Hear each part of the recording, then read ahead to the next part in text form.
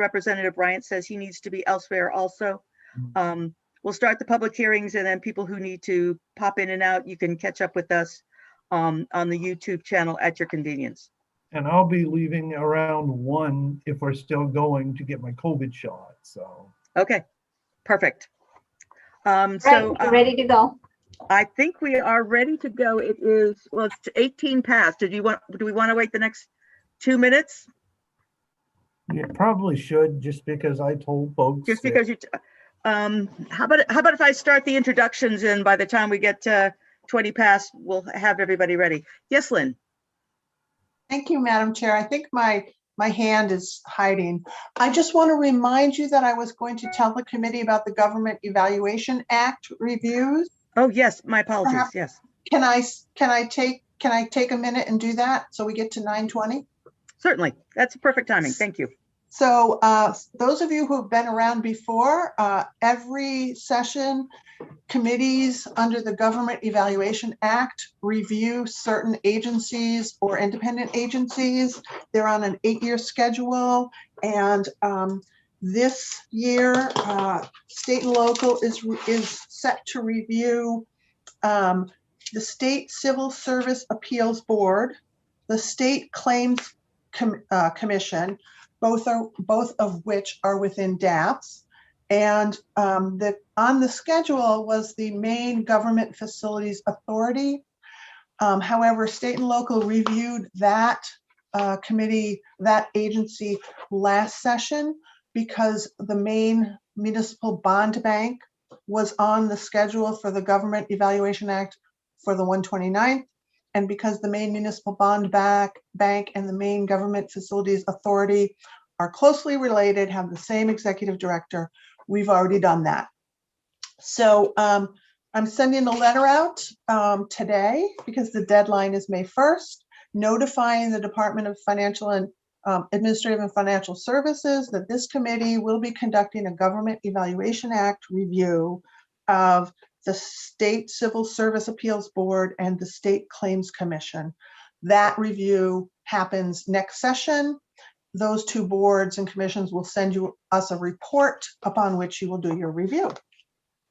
And does anyone object to that? Technically, I'm supposed to take a vote.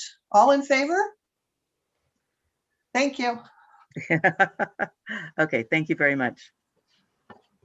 All right, so let's do the introductions and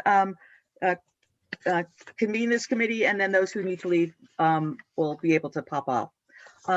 I will have everybody introduce themselves, and then I'll give the little spiel about the committee itself.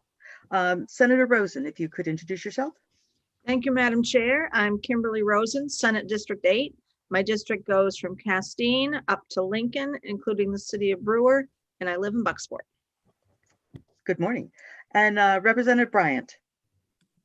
Thank you, Madam Chair. I'm Mark Bryant. I represent House District 24, part of the town of Wyndham. Good morning, all. Representative Copeland. Thank you, Madam Chair. My name is Lynn Copeland, and I am proud to represent House District 14, which is downtown and coastal Saco. Welcome.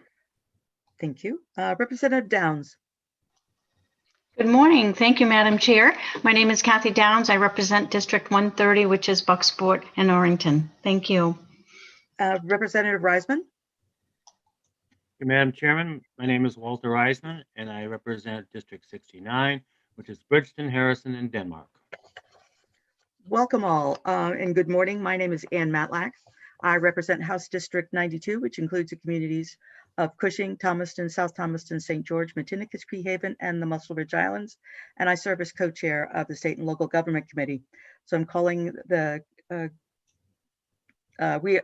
committee is assembled electronically today for the purpose of inviting public comment on legislation.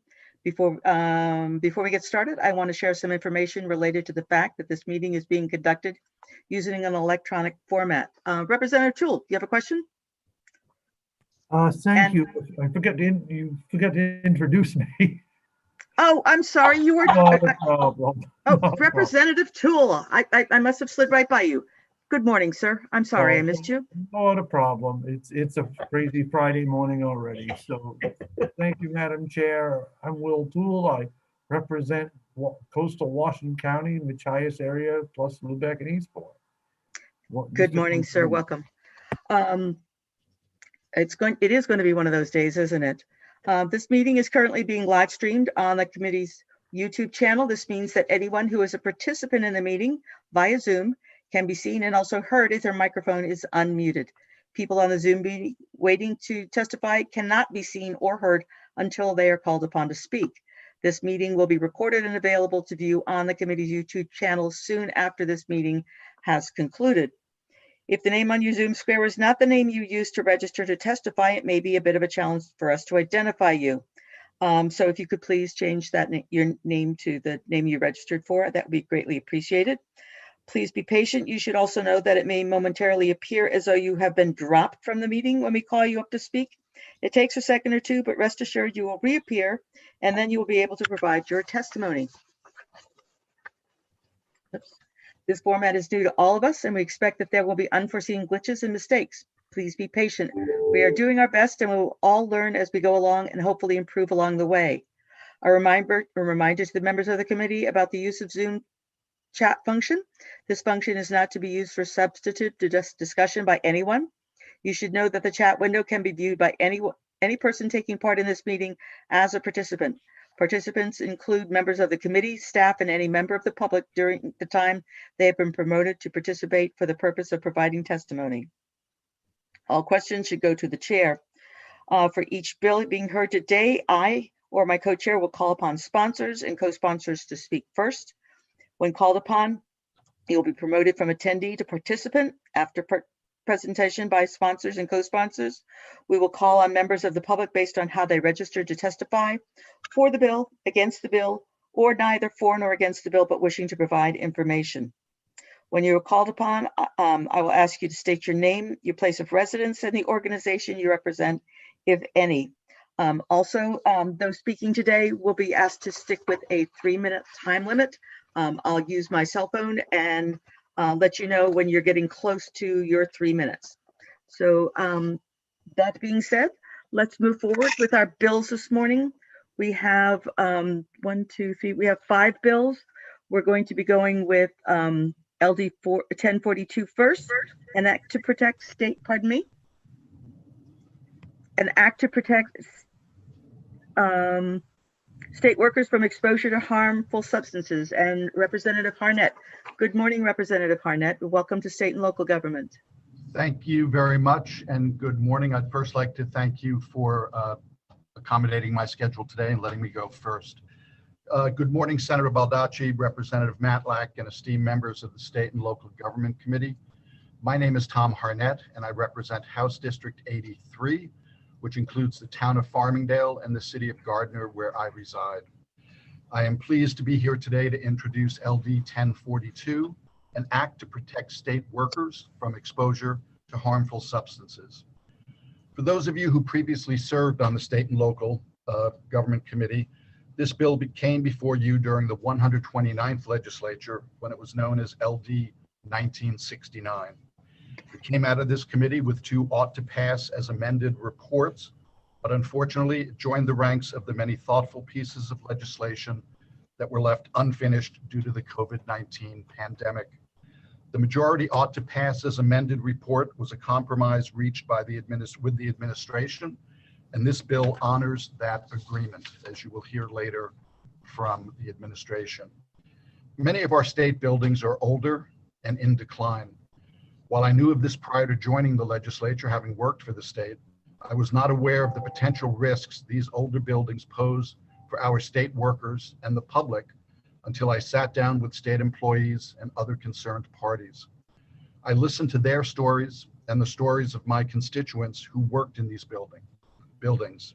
I heard of their fears about their health, the health of their colleagues, and the risks posed to persons visiting their work sites, many of which were open to the general public.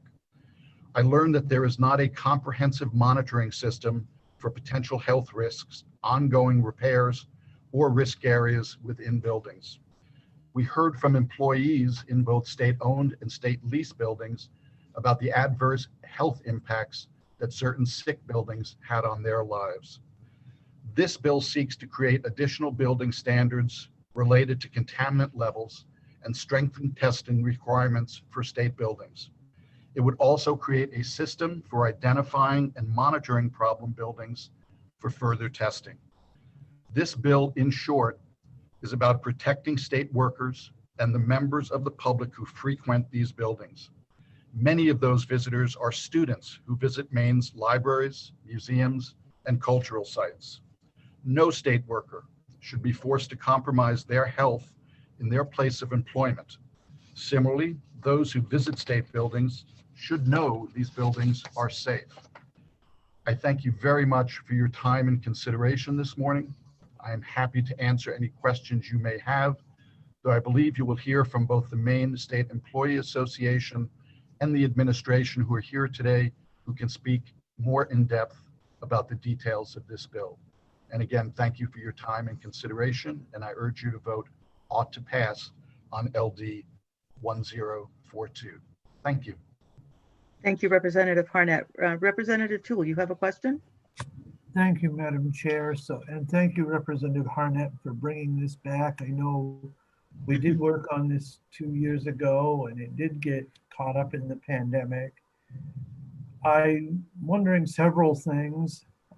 First, if memory serves, that last time around there was a discussion about possibly not just state spaces proper, but ones that the state rents. Is this just for state-owned facilities, or is this for rental arrangements, lease arrangements as well? I guess we'll start there with that one.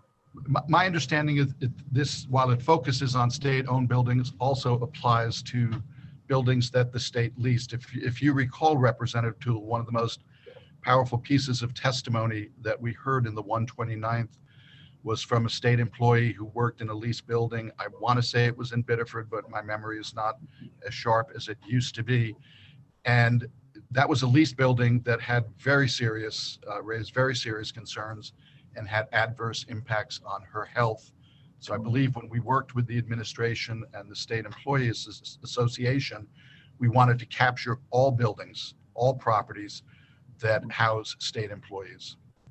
And I think you're right. I think part of the other ought to pass report was just limiting it to state facilities proper, if I remember that right. So my other question at the time is there was a thought, and maybe the administration can answer this better, was that an inventory could be done even outside of a bill, regardless, either way, there was going to be an inventory done. And I know the pandemic hit, but I'm wondering if you know where things stand with that. Do we have a better idea on cost, that sort of thing?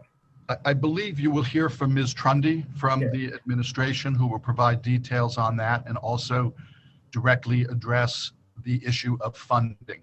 I believe that there was money set aside to work on this. And you will hear in her testimony that even though, we've all dealt with the COVID-19 pandemic, that significant work has been done since this was presented in the 129th. But I think I think she's far more capable of answering that detailed question than I am. Great. And the last question, and that probably is for her as well, is the new federal fund money that we're going to be receiving. I wonder how much of that could be used to upgrade some of these facilities, and in what cases, if that could be discussed as part of working on this bill. And again, while I try to answer as many questions as I can, and I hate to defer, but this is another one I'm going to defer to Ms. Trundy. I do not have intimate knowledge about how the federal funds can and cannot be used and what the limitations are. Okay, great. Well, I appreciate you coming forward. Thank you very much, Representative Toole. Thank you. And I'm sure that our analyst, whom I did not introduce at the beginning, Lynn Caswell, will be making a note about the cost and Representative Tool's interest in them. And also I'd like to introduce Cheryl McGowan, our clerk, who keeps us running in order. Next to speak will be Anya Trundy from the Department of Administrative and Financial Services. Welcome to State and Local Government, Ms. Trundy. You're on mute. There we go.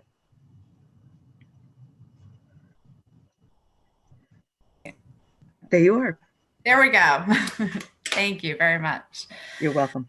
Good morning, Senator Baldacci, Representative Matlack, and honorable members of the Joint Standing Committee on State and Local Government. My name is Anya Trundy. I am the Director of Legislative Affairs for the Department of Administrative and Financial Services. And I come before you this morning to testify in support of LD 1042, a bill that DAFS was very involved in drafting last legislature. Today, I am proud to report on the progress we've made over the last year toward the goals and objectives previously laid out in LD 1969, even though the pandemic prevented the bill from becoming law. Somewhat ironically, much of the progress that has been possible in the last year is a product of COVID-19 and the attention and financial resources it brought to air quality. DAFS has direct responsibility to ensure the safety and wellness of our state employees. Our Bureau of Human Resources statutory mission is to establish within state government a high concern for state employees as people, and our Bureau of General Services, or BGS, is tasked specifically with ensuring facilities are safe, sanitary, and healthy for those who work in and visit them. This administration is committed to those responsibilities. In direct response to the serious health threat posed by COVID-19, the BGS has worked with each department and agency to identify and complete retrofits in our state buildings that enhance worker safety and health. Additionally, the Labor Management Committee on Building Safety has met biweekly over the last year and provided an effective venue for MSEA to raise concerns brought to them by their members. Improvements aimed at air quality include installing bipolar ionization systems in state-owned and leased buildings, mechanical equipment replacements and upgrades to improve air circulation within 9 state buildings, upgrading to higher density MERV 13 air filters, and installing air purifiers throughout buildings without central air systems. As is their routine practice, the BGS team has been diligent about ensuring that all facilities meet ASHRAE standards, which is the US CDC designated criteria for ventilation system design and indoor air quality. These upgrades were made possible thanks to federal coronavirus relief funds, and with the extension of the deadline to expend CRF, we have identified several additional high-impact mechanical ventilation upgrades, including the Maine Criminal Justice Academy, which was a facility that was raised as a specific concern last year. On many occasions when DAFS has come before this committee, we've seized the opportunity to be frank about the compounding effect of underfunded maintenance and upkeep to our state-owned assets. As LD 1969 charged, BGS has made a concerted effort to collect and catalog in a comprehensive file known data related to harmful contaminants contained in and around state workspaces, both owned and leased, including asbestos, lead, PCB, and mold. This database includes all testing associated with the discovery and remediation, such as air and water testing, and including post-clearance results. We also document the steps taken to remediate these items. This is an ongoing dynamic effort and file, but we use and track this information to help ensure that facilities are safe, sanitary, and healthy for those who repair, maintain, work in, and visit them. Furthermore, last year, we were in the process of selecting a vendor to perform a capital asset assessment. That analysis and inventory of all state facilities, currently in near final form, provides critical information about the overall age and condition of our buildings and infrastructure, and includes catch-up, keep-up, and build-up maintenance, remediation, and renovation recommendations. The assessment has put a price tag of $86 million on the backlog of repairs at the Maine Criminal Justice Academy and state facilities in Augusta and Hallowell, and recommends an annual investment going forward of $5 to $7 million for keep up. The top recommendation was work on building envelope and mechanical systems, both critical to air quality. As stated, coronavirus relief funds have allowed us to replace or upgrade 9 systems, and another 7 systems are in design or implementation. In addition, MGFA funded renovations of the Cultural, Ray, and Greenlaw buildings, include complete replacement of worn out ventilation systems. In support of the work recommended in the capital asset assessment, DAFS has requested additional MGFA bond fund authorization in the amount of $53 million, a $2 million appropriation for FY22, and reinstatement of the Cascade beginning in FY23. Prior to its elimination in 2015, the Cascade transferred 10% of remaining excess revenues to the Capital Construction and Improvement Reserve Fund. In addition, $2 million was appropriated to the fund in the 2021 budget and another $2 million in the most recent supplemental budget. The additional $2 million just appropriated earlier this spring has already been assigned to projects and is encumbered. Thank you for allowing me to testify before you today. I'm happy to respond to any questions you might have at this time and will be available to you at the work session. Thank you for that extensive report. Representative Toole. Thank you, Madam Chair, and thank you, Ms. Trundy, for your presentation. It's encouraging, regardless of what happened 2 years ago, to hear that progress is being made on this whole issue. With that, I guess my questions, and you heard my questions to Representative Harnett, I'm sure. Beyond that, I would ask whether going forward with the new federal money that's coming into the state, are there any plans of using any of that, or could this bill be aligned to leverage some of that to help with some of the specific air quality issues that have been raised that have not been dealt with? And should we consider that? I think that that's a potential, but I don't know as there is a specific plan on that. But we have outlined some of how we plan to seek appropriations to fund this work. So I suppose it is potentially possible, depending on what the restrictions are on the federal money that is coming to us. I see. But air quality would be something that could be used to mitigate, more than likely, as you used it with the original package. It would seem like that kind of thing would continue. I'm not advocating necessarily in depth here. I'm just trying to get a general sense. I don't know as we have looked at it in depth at this point in time. Okay, thank you. Any further questions for Ms. Trundy? Thank you for coming by this morning, Anya. Welcome, thank you. Next up is Jeff McCabe. He will be welcome, state and local government, Mr. McCabe. If you could introduce yourself and your organization. Absolutely. Good morning, Senator Baldacci, Representative Matlack, members of the Committee on State and Local Government. My name is Jeff McCabe, and I serve as the Director of Legislation and Politics for the Maine Service Employees Association. We are a labor union representing over 13,000 Maine workers, including workers in all three branches of Maine state government. And we're here in strong support of LD 1042. I did provide about 3 pages of testimony, and I've decided in listening to this conversation that I will not read that testimony today, but rather provide some information and enter in the dialogue that's occurred this morning. First of all, I want to thank the bill sponsor. And second, I would like to thank Anya, Ms. Trundy, for spending so much time on this issue and continuing to work with us on this issue. And I will say the bill sponsor has been a true champion for state workers who have raised issues about this. And we're extremely grateful, for his work to continue to champion this cause. We're grateful for the work that this committee did last session to move this issue forward, even though it was tied up sort of in limbo because of the pandemic. There was a number of questions today, and I just want to hit on those right out of the gate. And I did want to thank Representative Toole for raising the issue in the very beginning in regards to what were sort of the 2 sticking points before.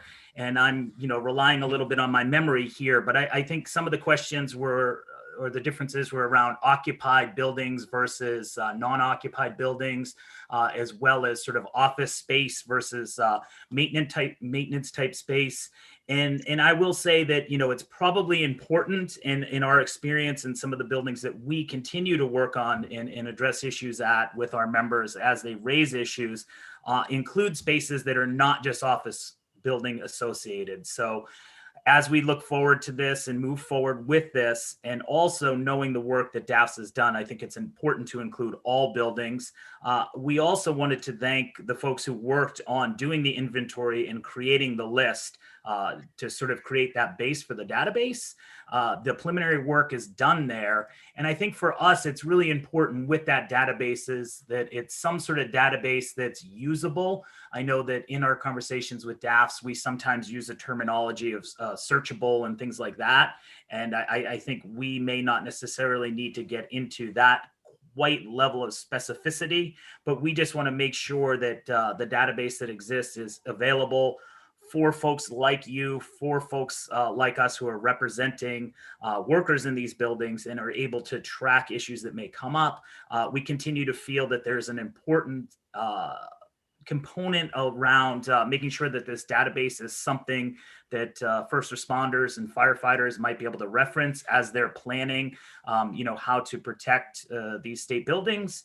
Some of the issues that we ran into in the cultural building had to do with issues we heard from the firefighters when they responded to a call associated with, I believe it was an air conditioner possibly overheating or a rooftop heating unit, and discovering asbestos that they didn't know existed in that space. So those are the types of things that we're continuing to think about. I also have made this promise to Anya in the work that she does that I would try not to surprise her at these public hearings. So I was happy when she surprised me today and referenced the work at the Criminal Justice Academy, because that is a spot that is definitely on a list and some location that we hear from our employees about. To the questions around federal funding, this is a question that we have asked the administration. I think the level of excitement around the possibilities around the federal funding is something that we are in great anticipation, trying to figure out how that will all be distributed around the state, how that will make lasting impacts on our entire state. And for us, how will it change our workers' lives? This is, for the most part, a one-time sort of investment. And so we're looking at that and trying to figure out, as the legislature works that, how can we coordinate in those one-time investments? And to Representative Toole's question, I would say if the committee sort of deems buildings as a priority, it may be something that this committee wants to engage in with the administration. And I don't know if it's through sending a letter of recommendation to the administration or when that bill comes up in appropriations, sort of bringing up the discussion of the need for building upgrades and maintenance. But that would be sort of our recommendation at this time. I'm going to leave it at that, and I'm going to take some questions. Perfect. Thank you very much, Mr. McCabe. Do we have any questions, Representative Toole? Thank you, Madam Chair, and thank you, Jeff, for your presentation today. And I do think with this federal money being the new dynamic, and I don't mean to harp on it, I do think it could open some doors and some possibilities. So would you folks be willing to certainly engage the administration and the committee to identify some specific priority areas that maybe through this legislation could be addressed, leveraging that money when it becomes available or when it becomes accessible for once we know what it can and can be used for. Representative Toole, thank you for the question. We are sort of anxiously awaiting federal guidelines as far as how this money could be used. And it appears that these types of investments definitely could fit within those parameters. We would be happy to work with the administration around that. I think that the administration, DAFs, and others have done a lot of the work to lay the ground for, what might be a very appropriate use for these types of investments. And also, the purpose of that federal money is really to stimulate the economy.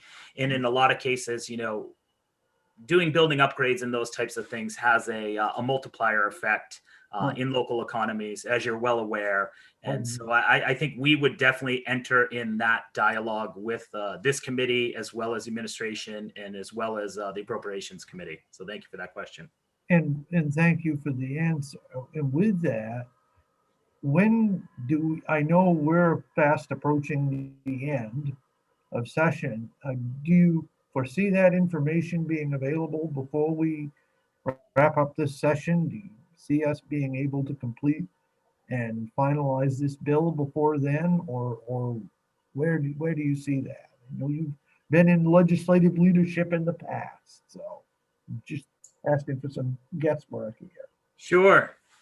Thank you, Representative Toole. This reminds me of like conversations on the bench with Senator Davis, where he was like, can you keep things on track? This is our deadline. We need to get out of here. So I appreciate that. I will say that, we're happy to work with the committee. We're happy to work with DAFs to make sure that this bill moves forward and that any enabling language that they need are part of this, part of the change package, or part of the bill that I believe is coming forward around the expenditure of federal funds. So that would be my answer to that. Okay, great, thanks. Thank you very much. I know this is an issue that Representative Copeland was very outspoken about earlier when we were dealing with the DAF's budget and also buildings, that buildings area. So she was a big proponent of increasing the funding there. So maybe we can talk about that more as we put together our report to DAFs a little bit later in the session too. Or do we have any further questions? Representative Dorr, welcome, Representative Dorr. I didn't ask you to introduce yourself earlier. If you would like to do that now, and then your question for Mr. McCabe. Okay, thank you. I am Representative Donna Dorr. I represent District 85, which is a portion of Augusta. And I apologize for, I'm trying to present in another committee. And of course, being a state retiree, I want to thank Representative Harnett and Mr. McCabe for taking care of our state employees, because I spent close to 15 years working in a very, very sick building. And I know there are many still out there. So I am very hopeful that with some of this money coming from Washington, we can eradicate a lot of those problems and send our state employees to work in a healthy and clean building. So thank you both very much. Thank you very much, Representative. Do you have a question for Mr. McCabe, or are we all set? I'm all set. Okay. Does anybody else have a question for Mr. McCabe? There being none, thank you very much. You were going to be speaking on our next bill up, but I believe that Senator Baldacci has been called over to HHS to present a bill. So we may have to wait a little bit on your next appearance with us this morning, if that's okay. Thank you, Madam Chair. And I would say in that list of order, if I could go after Mr. Durkin on that bill, I believe he's probably also signed up. Okay. He very knowledgeable about the next subject. We are very supportive of it, but he would probably be the most appropriate person to lead that conversation from the labor side. Perfect. I think we're going to have to postpone Senator Baldacci's bill, move it down the list a bit. Cheryl? Well, he told me to let him know when he was up. Do you want me to let him know? Please. Okay. Then I take that back. Okay. Hold that thought, and we'll see if Senator Baldacci can come back in. Representative Toole, do you have a question?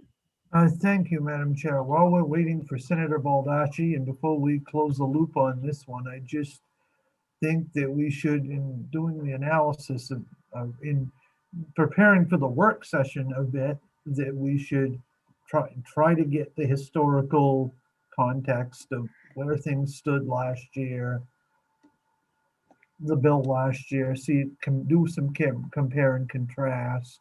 Mm-hmm. Try to get a list of priorities that we could potentially fund going forward.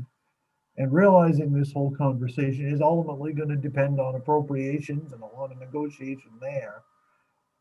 I do think we should have the best understanding possible in the event that this bill sits aside and appropriations uses the other vehicle to deal with it. But I do think we need that information in case a letter is the direction to go. Oh, definitely. Okay, we'll have Lynn bring that up when we go to work session. Representative Copeland. Thank you, Madam Chair. I'm wondering, I know that Ms. Trundy was saying that the report is due soon. I'm wondering, when, actually. I'd like to Okay. see that. Okay. I don't see Ms. Trundy here right now, but we can ask when the report is available. Yes. Okay. If we'll just hold on a minute, is Senator Baldacci, is he able to come back? HHS can't find him either, so. Let me send him a note. All right, and I have Miss Trundy still in the attendee list if you'd like me to bring her over. That would be terrific. And Representative Copeland can ask the question.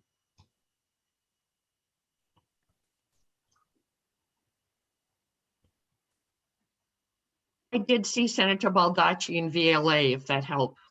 Oh, VLA, let me check. Thank you. Hello again. And you heard Representative Copeland's question? Yes. I don't know exactly when the report will be available from the consultant, but we are expecting it soon. I know that this was a question that was asked as well when the commissioner testified before yourselves and AFA in March with the budget request related to this. I assure you that as soon as that report is completed, we will get it over to you. Thank you. Thank you. All right, I have sent a note over to Senator Baldacci. Let's wait a second and see if he pops in.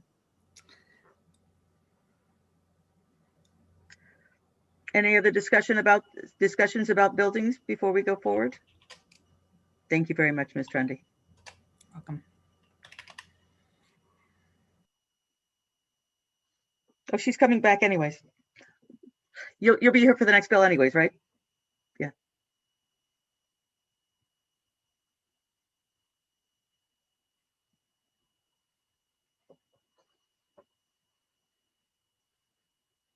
Representative Copeland.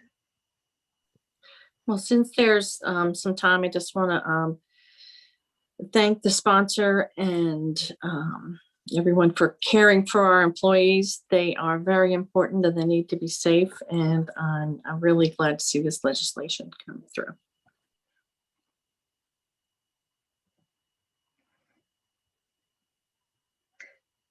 Thank you, Representative Harnett. I know that you're busy. You're welcome to move back to your committee or hang with us if you like. Thank you very much. As much fun as this was, I think my committee would like me back there for the work that I need to do. And I really do appreciate your time and attention today. And I'm happy to be available for the work session if needed. So, thank you. Thank you very much. And I tried his personal line and nobody's answering. He's not in VLA and he's not in HHS. Okay. So let's put this one on hold for a second, and let's see. That was 10:42. 8:35 is. Oh, here he is. Here he is. Here Okay, he is. thank you. Good morning, Senator Baldacci. Welcome Thank back. you. I appreciate it. There's nothing like having 3 bills set for hearing in 3 different committees at the same time. There you go. And I appreciate the Chair Matlack and the distinguished committee for giving me this opportunity to speak. This bill regarding privatization and procurement. Senator, if you could introduce yourself to us, that would be appreciated. Sure. I'm sorry. I'm Joe Baldacci. We know who you are, but other people listening in might not. Thank you. My name is Joe Baldacci. I'm from State Senate District 9, which is the great city of Bangor and the great town of Herman, Maine. So I appreciate the opportunity. This procurement and privatization bill was substantially worked on in the last session by state and local government. My understanding from Secretary of State Bellows, she had done a lot of the major work on this, but in kind of summarizing the issue is that before the state can privatize services, this committee would really be tasked with the mission of evaluating whether or not that is going to work out economically to the advantage of the taxpayers of the state of Maine, so that we're not just sold a bill of goods that some company X can do a better job than agency X. And I think it's an important apples to apples evaluation that would occur. It certainly would not, it doesn't prevent privatization. It just requires that there be a higher standard so that we know that in fact, we are one, having still decent jobs and decent incomes for people and still getting the tasks done that the public wants. And I think this committee that's envisioned by the bill is to make sure that that balancing and that evaluation takes place so that we actually can compare reasonably whether or not a privatization of a particular agency or action makes sense for the taxpayer. I just want to indicate that I think that the Jeff McCabe from Maine State Employees is here also, and but I also want to indicate I've been talking to the Maine State Housing people, and they're going to have some amendments, which I think with the Honorable Adam Good, they've worked those out, but we can work those out more in a work session because they may need some exemptions based on the type of work they do. But in sum, it's really about making sure that any move towards privatization of services meets a certain standard so that we can show it will actually save money, not just slash job, slash pay of people and perform the service. So I'm happy to answer any questions. I'm going to be bouncing around to two other committees, and I appreciate everybody's time. Thank you very much, Senator. Do we have any questions for Senator Baldacci this morning? We do have a number of people testifying on behalf of this bill in a couple of different directions. So thank you for presenting the bill, Senator. Thank you, Chair Matlack, and I look forward to seeing you folks later today. Thanks. Thank you very much. We do have the Attorney General in the queue. We also have Ms. Trundy here to speak with us and Mr. Durkin. So Ms. Trundy, while you're here, why don't you start it off, and if you could again let us know who you are and present your testimony. Absolutely. Thank you very much. Senator Baldacci, Representative Matlack, and honorable members of the Joint Standing Committee on State and Local Government. My name is still Anya Trundy, and I'm still the Director of Legislative Affairs for the Department of Administrative and Financial Services. I am providing testimony in support of LD 875. This bill before you today is the committee amendment to LD 1458 from the 129th legislature, which last March received an ought to pass recommendation from this committee. It was the product of many hours of stakeholder meetings between the bill's sponsor, AFL-CIO, AFSCME, MSEA, DAFS, and the Office of the Attorney General. Also the incredible amount of work that your skilled committee analyst, Lynn Caswell, did over multiple drafts to turn our bullet points into statutory language, and the patience of chairs Senator Claxton and Representative Martin that we tested the limits of each time we asked them to delay the work session because we were almost there. The original LD 1458 language drew heavily on Massachusetts Pacheco law, which has been on the books in the Commonwealth since 1993, so nearly 30 years. DAFs did not object to the original proposal in principle, but no two states' existing laws or bureaucracies are structured the same, so significant work was necessary to tailor the Massachusetts law to fit Maine. LD 875 remains true to the core principles of the Pacheco law. In order for the state to privatize services currently performed by bargaining unit employees, the state must first prove its cost savings assertions and that privatization is in the taxpayer's best interest. If the state proposes privatization, the cost savings cannot be achieved simply by reducing wages and benefits offered or performing the same work. And if a privatization contract demonstrates cost savings, the winning bidder must offer employment to any displaced state employees. The first provision of the bill that requires departments and agencies to do the actual math is the most important component of the bill, because if the numbers don't bear out, well, then the proposed privatization doesn't advance. As has been seen in Massachusetts, this is frequently the outcome of this exercise. And as a result, all the provisions of the bill that come after that one are called into play less frequently. In negotiating the specifics of implementation, DAFS had one primary condition. The new law needed to reside within the purchasing statute, and the process needed to be located within the Division of Procurement Services, where the state's contracting and purchasing expertise is centralized and headcount already exists.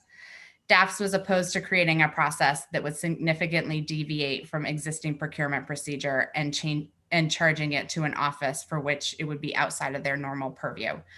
The process laid out in LD 875 follows a fairly standard procurement path, with establishing disclosure checkpoints to inject added scrutiny specific to the privatization process.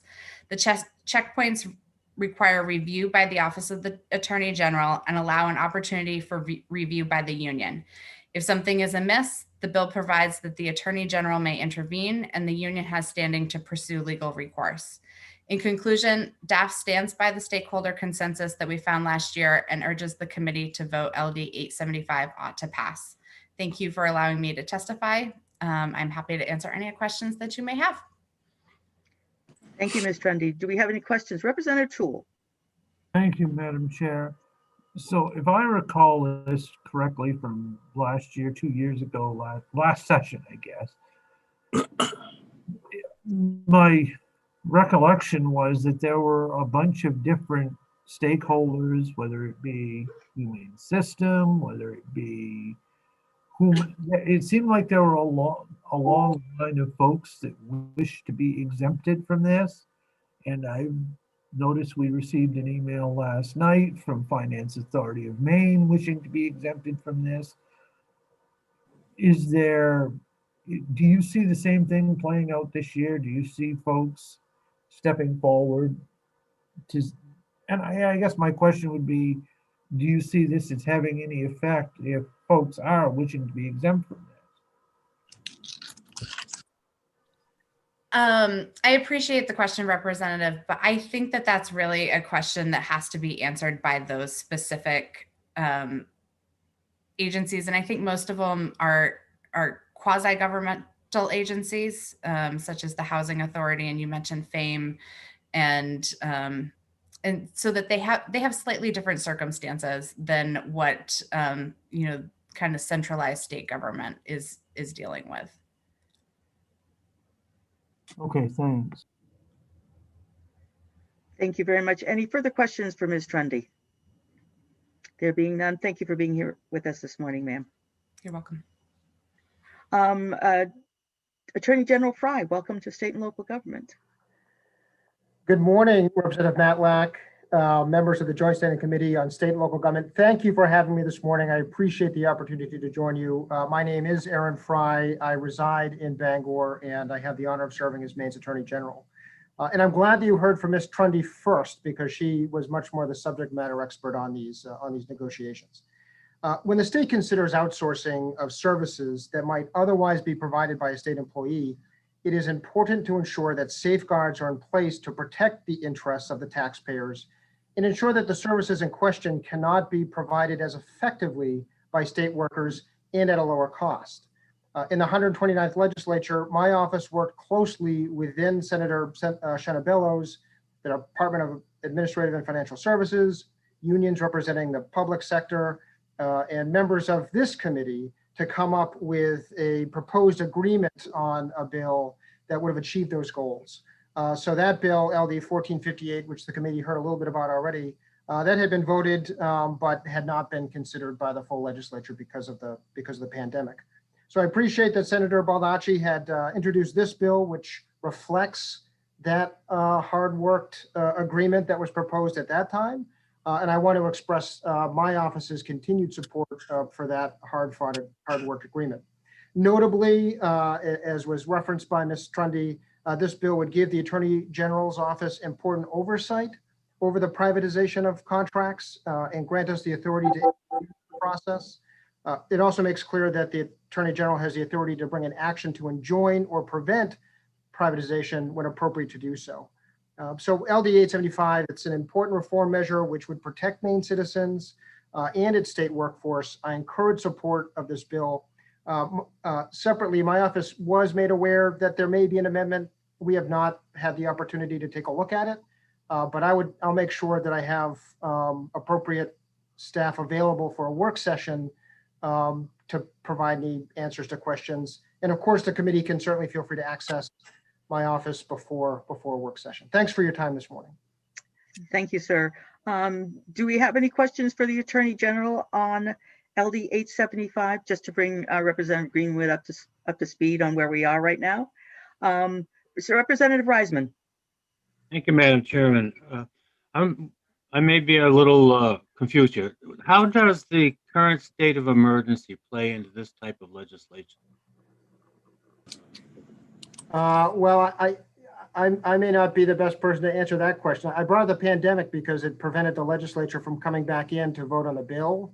I can get an answer for you as to how the state of emergency may impact whether there's been any suspension of laws relating to contracting.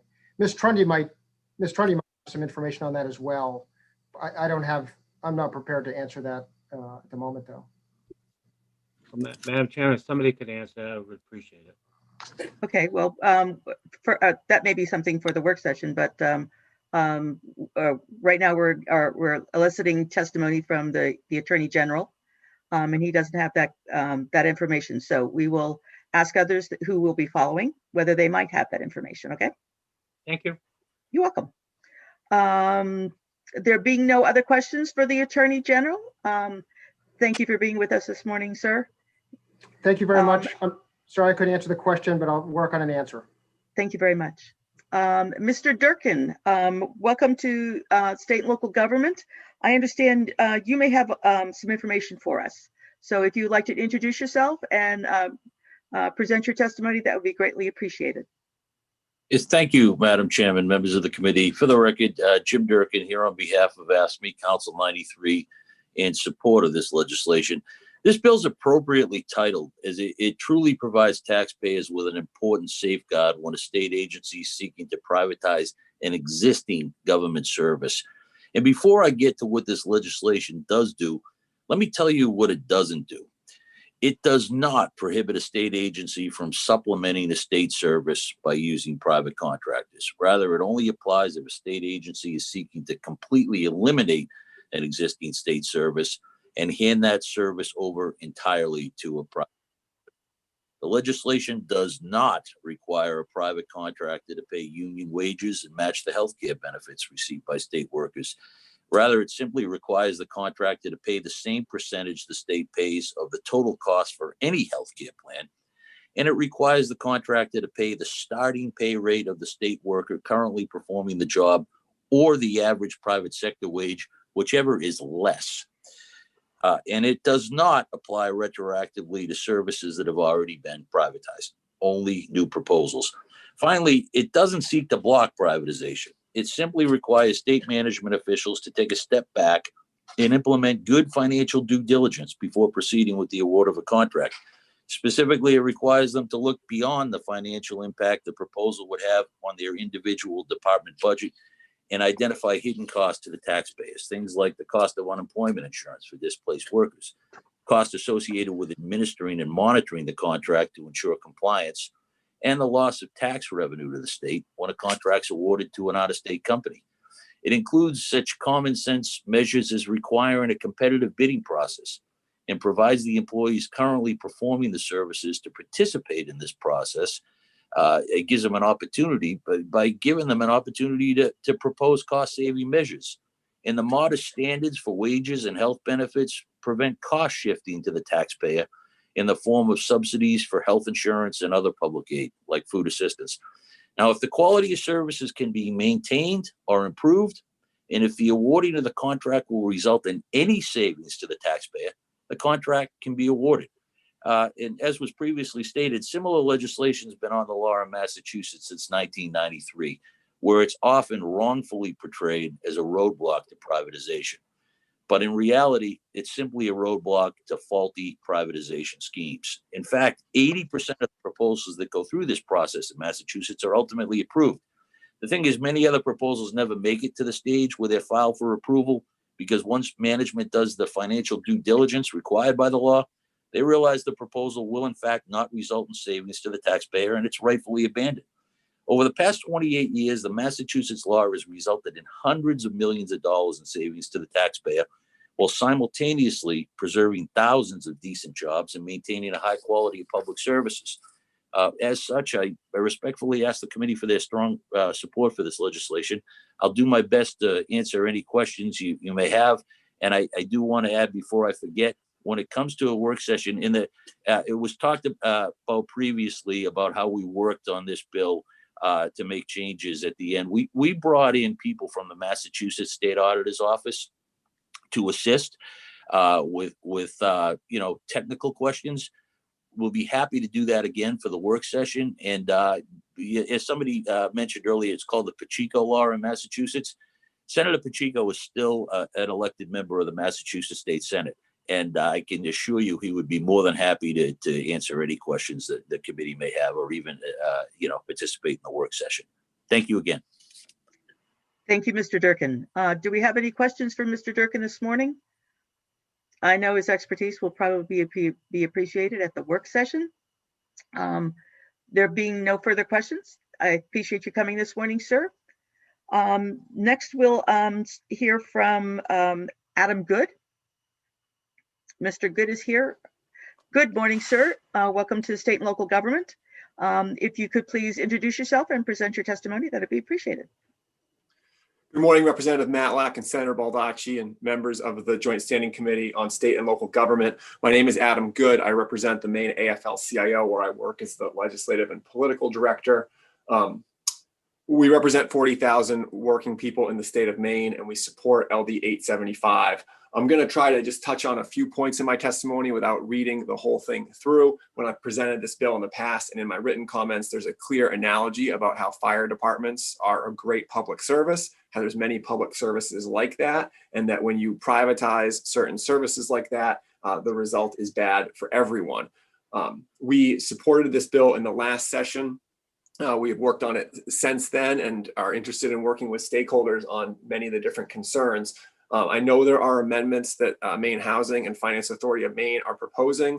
We definitely sympathize with their concern around contracting out for services. But as Mr. Durkin said, it's our understanding that this bill does not cover contracted out state services. It's about services that are currently provided by the state that would be privatized. So it comes out of concerns that we've seen in recent years around privatizing the Casco Bay Bridge, privatizing the Aspire program, privatizing educational services at Long Creek. So there's a growing concern that promises of these types of privatization often do not match the results of privatization.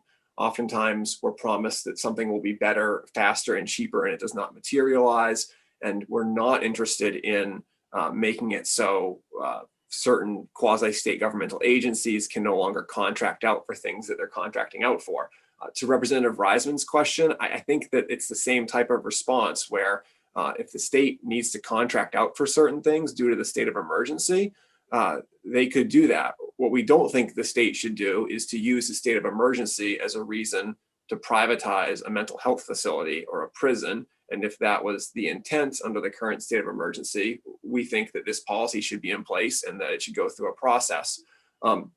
Lastly, I don't think Mr. Durkin mentioned this, but he has helped me learn a lot about how it has worked in Massachusetts. And in Massachusetts, this has not hindered privatization efforts. That state law has allowed privatization in 75% of the cases when the law has been used. It has helped enable $60 million in contracting services. So I think that in terms of people's perspective on government, this bill is not necessarily a liberal bill or a conservative bill. It's just a good government bill, and it has proved to work that way in Massachusetts. So I'm happy to take a stab at any questions. We look forward to all the different testimony you hear today, and would be very interested going forward in making sure that the contracting issue is clear in the bill. Thank you, Mr. Good. Do we have any questions this morning? There being none, thank you for visiting with us, and we will look forward to seeing you at the work session. Always fun to see you. Thank you. Next up, we have Jeff McCabe back with us. Welcome back, Mr. McCabe. Thank you for having me back, Senator Baldacci, Representative Matlack, members of the Committee on State and Local Government. I am still Jeff McCabe, and I serve as the Director of Politics and Legislation for Maine Service Employees Association. We're here in strong support of LD 875. And if there was ever a moment to say, you know, I echo or I ditto the comments of the previous speakers, I would do that. I really appreciated this morning having the Attorney General on to sort of, you know, highlight the work of his office. Also, Ms. Trundy coming on and just talking about the work that occurred at the end of last session. Mr. Good was a facilitator for all of the stakeholders as well. We appreciated that. And also, you know, in recent years, I know this committee, past iterations of this committee have heard sort of the failures of some state contracts. I know other committees like DHHS, appropriations have seen where taxpayers' dollars were wasted. The contracting out and privatization of state service, for some instances, have raised safety concerns, quality concerns. You heard earlier the Casco Bay Bridge. We would also add to that list the Aspire program, the medical review team at DHHS, and also some of the medical services provided at Maine State Prison. Another big one for anyone that served probably 2 sessions ago was the Maine Care Transportation Service. That was one where if anybody who was in office just experienced you know, some of the worst stories out there are folks not being able to get to day programs, folks not being able to get to appointments. And all of those things are something that we think having a system of checks and balances as presented in 875 would probably help prevent. We are willing to sort of look at some of these amendments that are out there. It is my sort of belief in looking at this language, working on this language, that you know, services associated with Maine State Housing and FAME would probably be outside of the purview of this legislation. But, you know, that's a big question. And I also would want those folks to feel comfortable as we move forward. Those sort of quasi-state agencies provide an important service. The folks that advocate on their behalf are great public servants and work very hard. And it was not our interest in sort of disrupting those. So we're happy to work with the committee to make sure we get the right language. I also do appreciate the level that went into the compromise last year, and it's important to recognize that. And I also will say that the information that Mr. Durkin provided in regards to the experiences of Massachusetts are something that serve as an opportunity and a lesson for this committee if they do have questions. And with that, I have provided my written testimony. I encourage you, if you have questions on that, to follow up with us. We will be available for the work session. If this is something that, you know, moves into a stakeholder group, we are prepared to move swiftly. We would like to have this in place and see the administration sign this into law. And with that, I'm happy to take any questions. Thank you. Do we have any questions for Mr. McCabe this morning? There being none, thank you very much, sir, for being here this morning. Appreciate your comments. We had one person sign up to speak against, Matthew Marks, but apparently Mr. Marks had to leave. Our apologies. Our Zoom was, Mr. Marks, you are here. So we'll let Mr. Marks come in. Mr. Marks is speaking against this bill.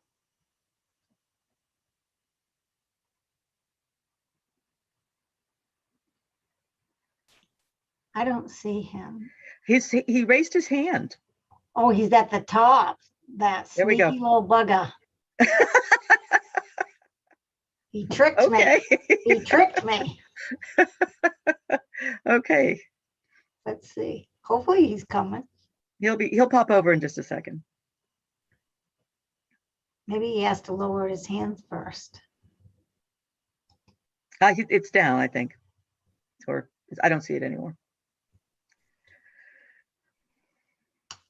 Let me try it again.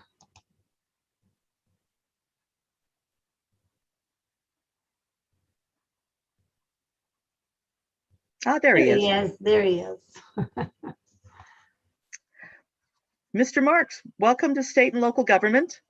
If you could unmute yourself and turn on your video if possible. I know sometimes that's a problem with weather conditions, but if you could introduce yourself, tell us where you're from, and present your testimony.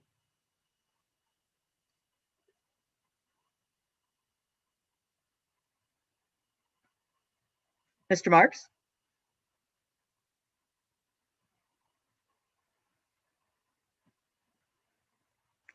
Hello? Sir, are you with us?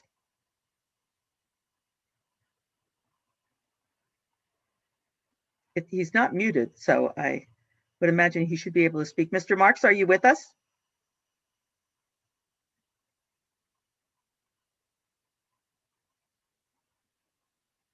Oh. There you are. Welcome to State and Local Government, Mr. Marks. If you could please introduce yourself and provide us with your testimony. Will do. Thank you, Representative and distinguished members of the committee. Sorry it took me so long to cycle through. I'm not sure what happened there. Well, lost in the twilight zone. Yeah, it was. My name is Matt Marks. I live in Scarborough. I've been with the Associated General Contractors for about 12 years. Before that, I worked for a Maine-based construction firm. And I'm here today. I could have probably listed this both ways. I listed it against, but probably neither for nor against. And I just want to qualify that. We certainly understand and agree to protect state workers during a privatization process, to have something that certainly vets that. And I've talked to the proponents before and the sponsor last time, Senator Bellows, about some of the just questions we have about the process. So I've listed those in my written testimony, which you have. I don't know whether or not I've got that right. Probably somebody at the AG's office could clarify some of those questions.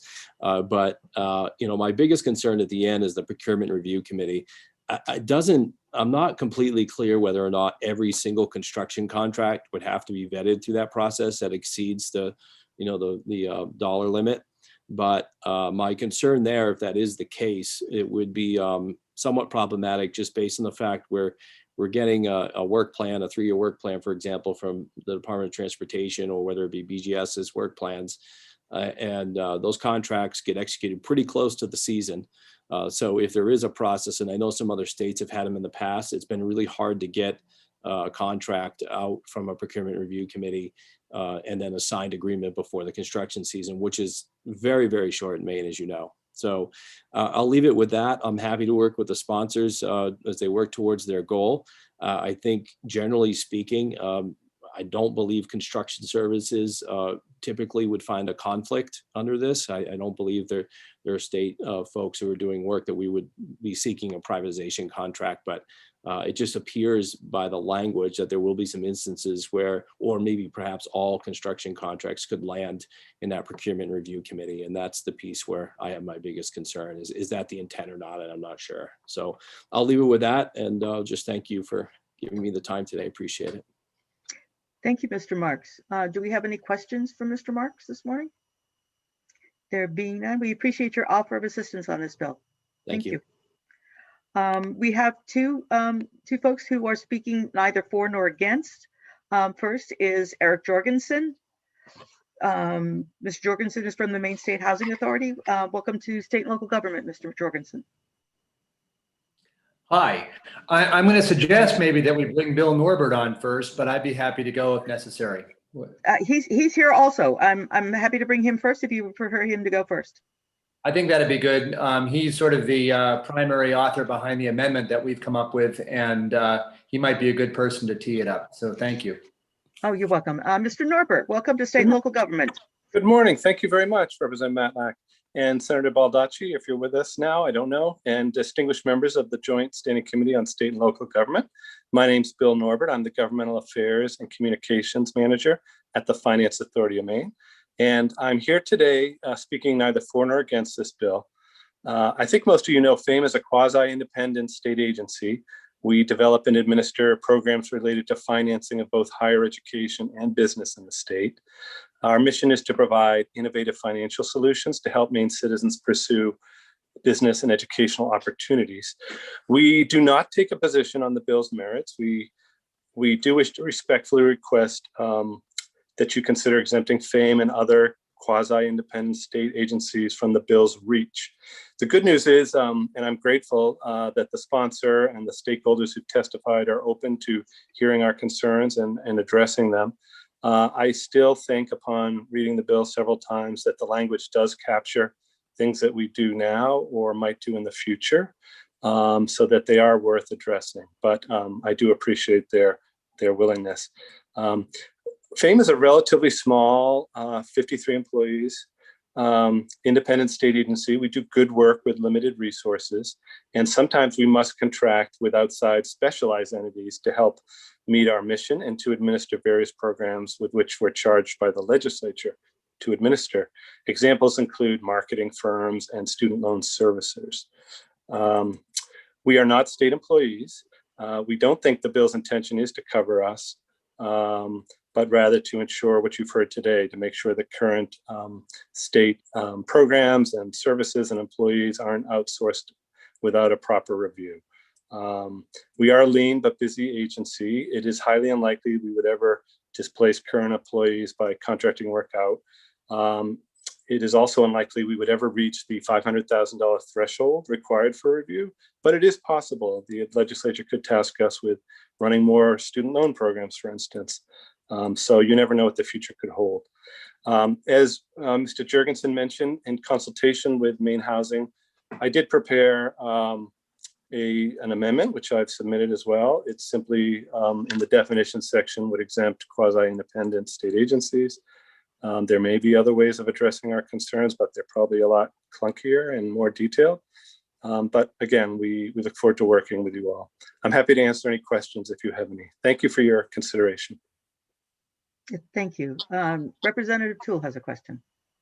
Thank you, Madam Chair, and thank you, Mr. Norbert, for presenting today.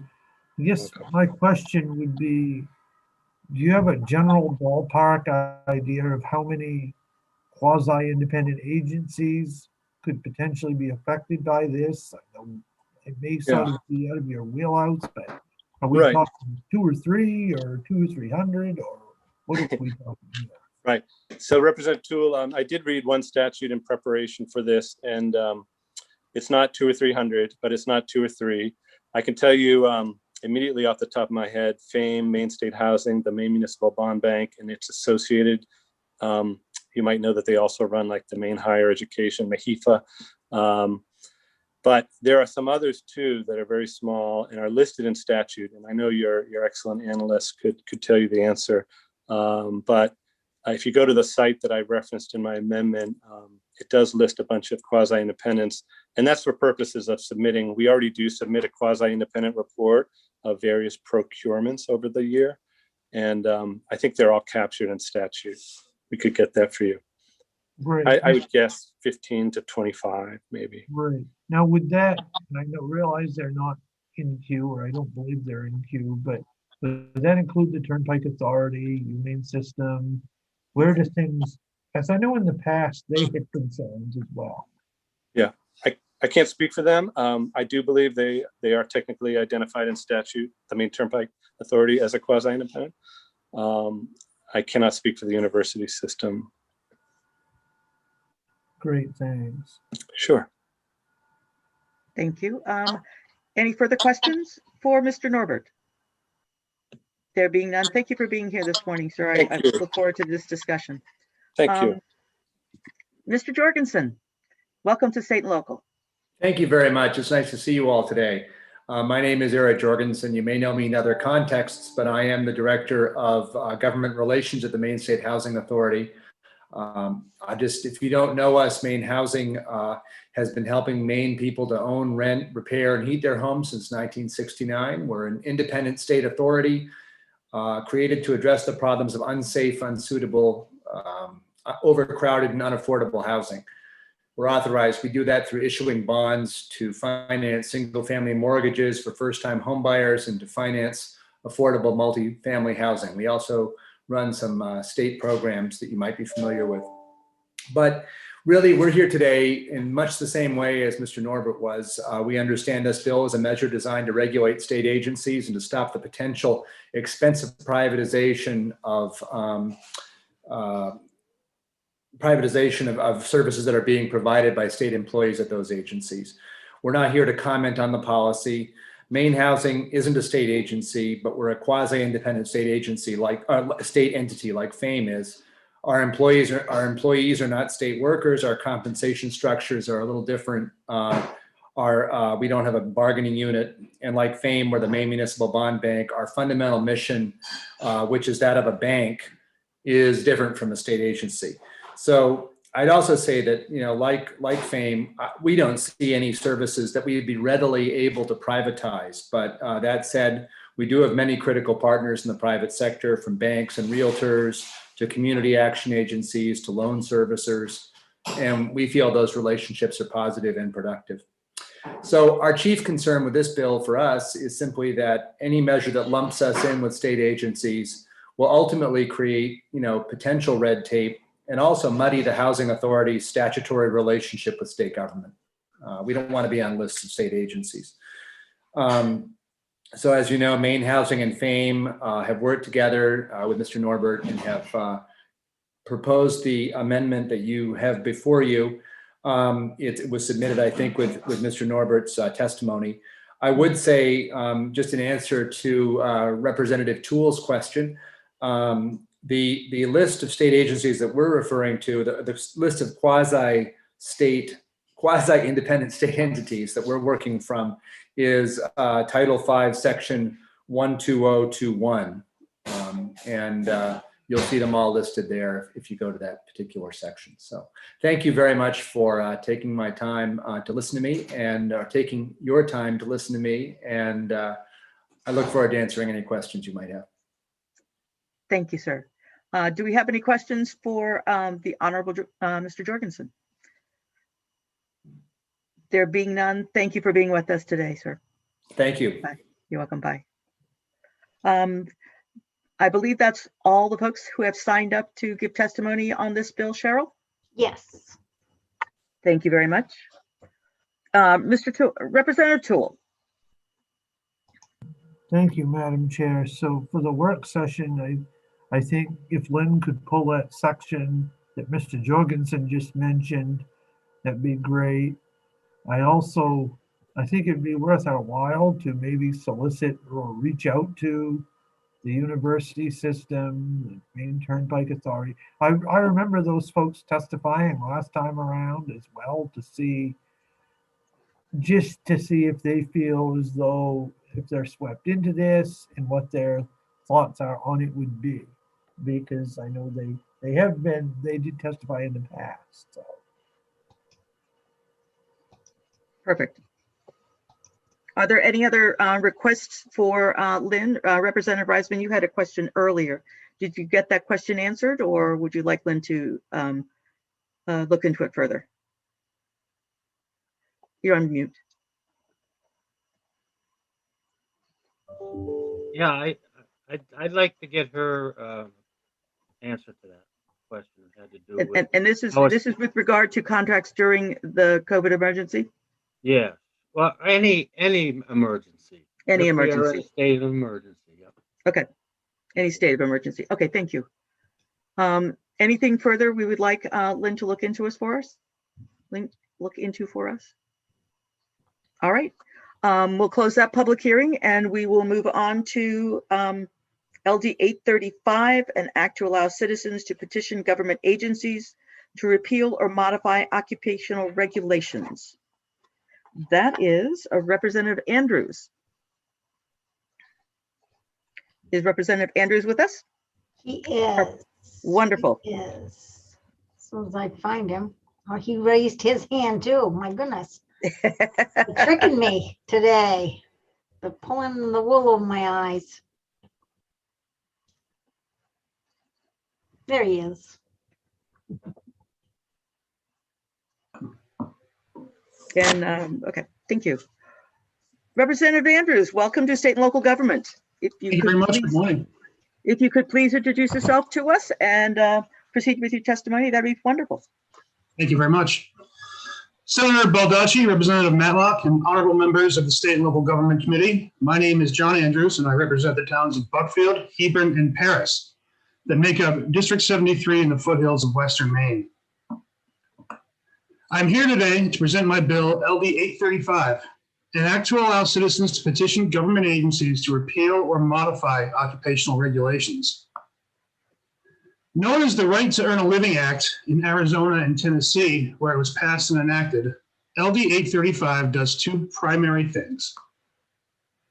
First, the legislation simply requires that any regulation that limits participation in a job or profession be limited to those demonstrated to be necessary and specifically fulfill a public health, safety, or welfare concern.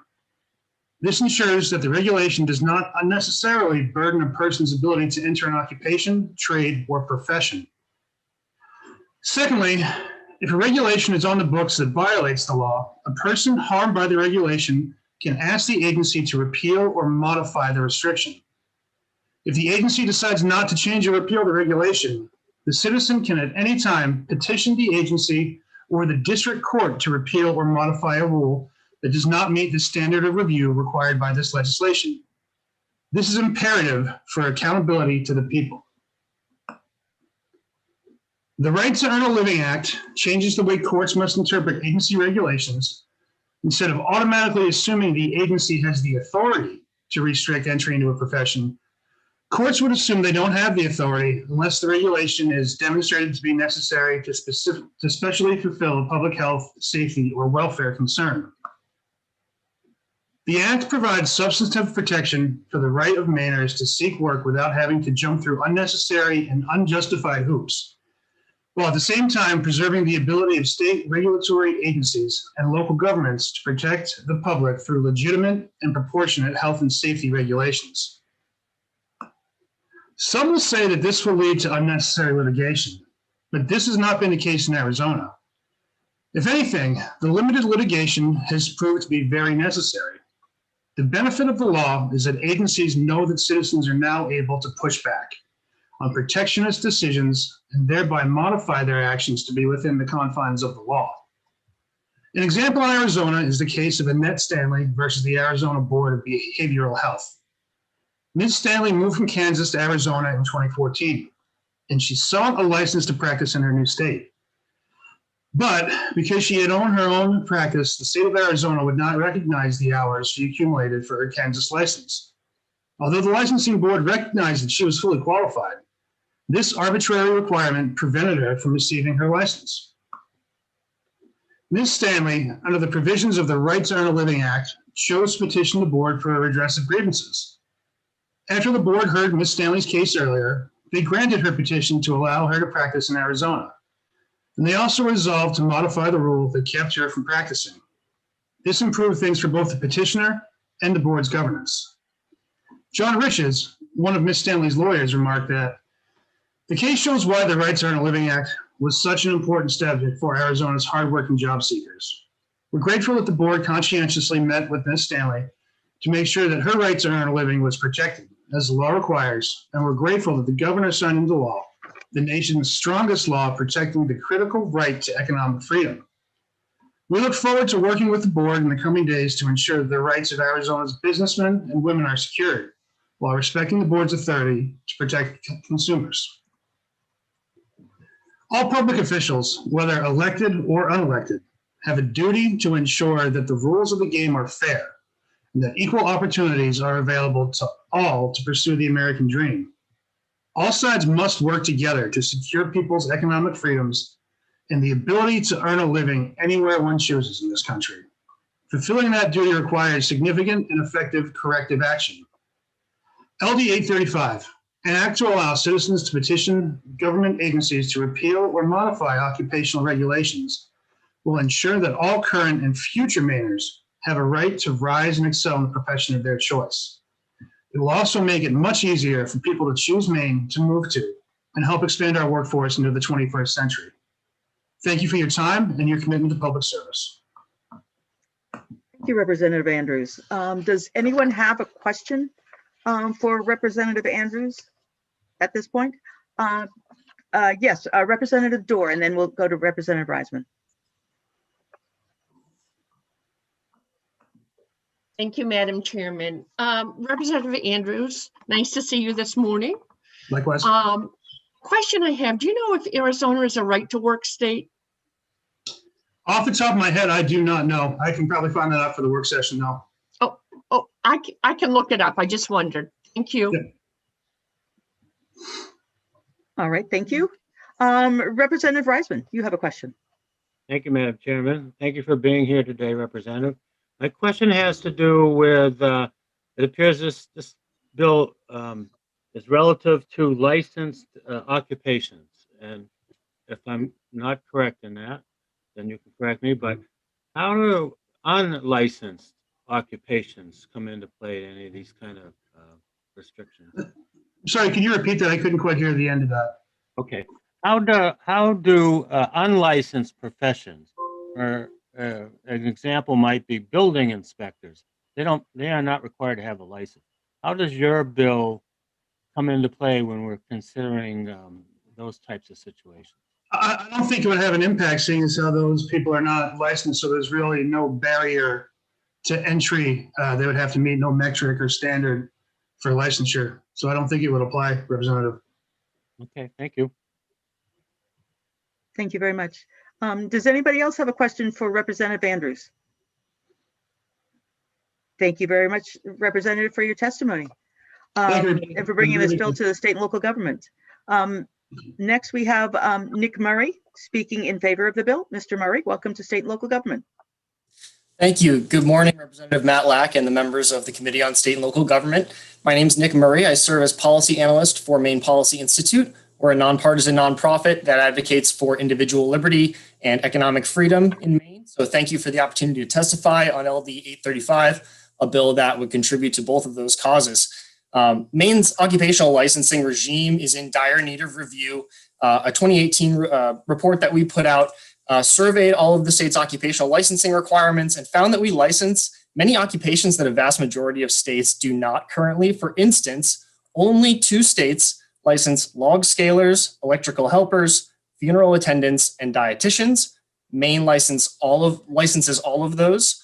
We also license a few occupations that only 5 other states license as well. Really, the goal of our occupational licensing regime should be that these rules help instead of hinder folks in their search to earn a living in Maine. And that means folks looking to move to Maine as well.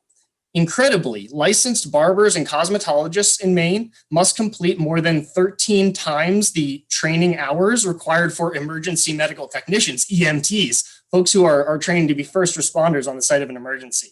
How can this be the purpose of licensing if it's to protect public health and safety of the general public?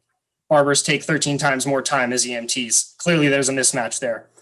Rules that make working in Maine too expensive, onerous, or confusing compared to other states have the potential to substantially affect our economic vitality through our workforce. A 2017 study published in the Journal of Regulatory Economics simulated the economic impact of occupational licensing and found that Maine lost nearly 30,000 jobs and $276 million in economic output due to occupational licensing. They also found that based on state level averages, Maine's occupational regulatory regime was the cause of over $2.5 billion of foregone economic growth via misallocated resources in the economy. So we commend Representative Andrews for bringing forward this common sense, pro-worker, pro-growth piece of legislation to audit and review Maine's occupational licensing rules. LD 835 outlines a clear purpose of occupational regulations, which is to protect consumers from fraud or threats to their health and safety. Any standard beyond that is potentially onerous to skilled workers who would otherwise be able to move to Maine and attempt to make a living in their desired field. This bill would allow citizens who contend that certain rules violate that standard to petition the agency or the district court for a repeal or modification of the rule to bring it within that standard. If the agency can demonstrate that a rule is necessary for these ends, the rule will stand. This guarantees that the rules in question are directly accountable to the people they affect, which are the workers. Relying on state bureaucracy to act quickly to get onerous rules out of the way of Maine workers is not a strategy. The people directly affected should have the right to demand adherence to a common sense standard in the letter of statute, not necessarily just the discretion of the agency. This is not to say that OPOR staff are unconcerned with maintaining rules that balance consumer safety and economic mobility, but these skilled workers should have more protection than simply trusting bureaucrats to do the right thing for them. People's livelihoods are on the line. The stark difference in rules for barbers and those for EMTs highlight how absurd occupational licensing rules can be and how that absurdity can become the status quo accepted by state regulators. This should be unacceptable to this legislature. Commissioner Head, who you'll hear from later, she mentions in her testimony that the process by which state agencies and rules may be reviewed as part of the State Government Evaluation Act. She'll mention that, but I'm curious of the last time this law was used to repeal or modify an occupational regulation that was deemed too onerous. The law only requires that agencies are reviewed every 8 years. And even so, when that review comes up, the Committee of Jurisdiction can waive that review requirement by a 2/3 vote. So those are things I'm curious about that law as it pertains to how effective and how accountable the agencies are to workers in this related to this bill. So in summary, please ensure that our regulatory regime and our resources are focused on the truest threats to public health and safety, instead of potentially erecting more hurdles to financial independence and financial security and a right to earn a living for prospective and current Maine workers. So please deem LD 835 ought to pass, and I really appreciate your time and consideration of this bill. Glad to answer any questions or bring any resources to the work session. Thank you, Mr. Murray. Are there any questions from committee members for Mr. Murray? I have one. You referenced a 2018 report that you had produced. I don't know whether it's part of your testimony, but if you could provide it to our analyst, I would be interested in reviewing that, please. Absolutely. I believe it is, yes, it is a citation in my testimony, so it links from there. Okay, thank you very much. Are there any further questions for Mr. Murray? There being none, we appreciate your being here this morning, sir. Next we have, let me see, Dave Jackson. Let me see who we have. Dave Jackson, please. And Mr. Jackson will be speaking against this bill. Good morning, Representative Matlack and members of the Joint Standing Committee on State and Local Government. My name is David Jackson. I am the Executive Director of the State Board of Licensure for Professional Engineers. The board was created by the Maine legislature in 1935 to protect the health, safety, and property of the public through the regulation of professional engineering. The board is made up of 6 licensed professional engineers, including the chief engineer at Maine DOT, who serves ex officio, and 1 public member. The board is a member of the National Council of Examiners for Engineering and Surveying. As executive director, I often represent the board at National Council meetings, and I have served on the committee to revise the National Model Law and the National Model Rules, as well as the National Task Force on Licensure Mobility. LD 835 is problematic in that it treats all professional licensing as a monolith. As he mentioned, barbering has different consequences from emergency medical technicians. It also has different consequences from professional engineers. A bad haircut is a different outcome from a bad bridge or a failing natural gas infrastructure, which could be catastrophic. So it's a problem when any law addresses all occupational boards as a monolith. It's also unnecessary and it's duplicative of existing law. The board already routinely reviews its laws and rules and proposes changes through the legislature or through the rulemaking process. These processes are publicly noticed so that citizens can participate, although they often do not. In 2014, our board did a complete repeal and replace of all 6 chapters of our rules. We booked a public meeting room after work hours so that people could attend, and there was room for 150 people. 2 people showed up for that meeting. Both of them were licensed professional engineers. The board holds, and they both supported the rule change. The board holds an annual public meeting with stakeholders from professional engineering societies, representatives of Maine engineering firms, and individual licensees to discuss possible changes to statute or rules. LD 11, which has now passed the House and Senate, is a product of that collaboration.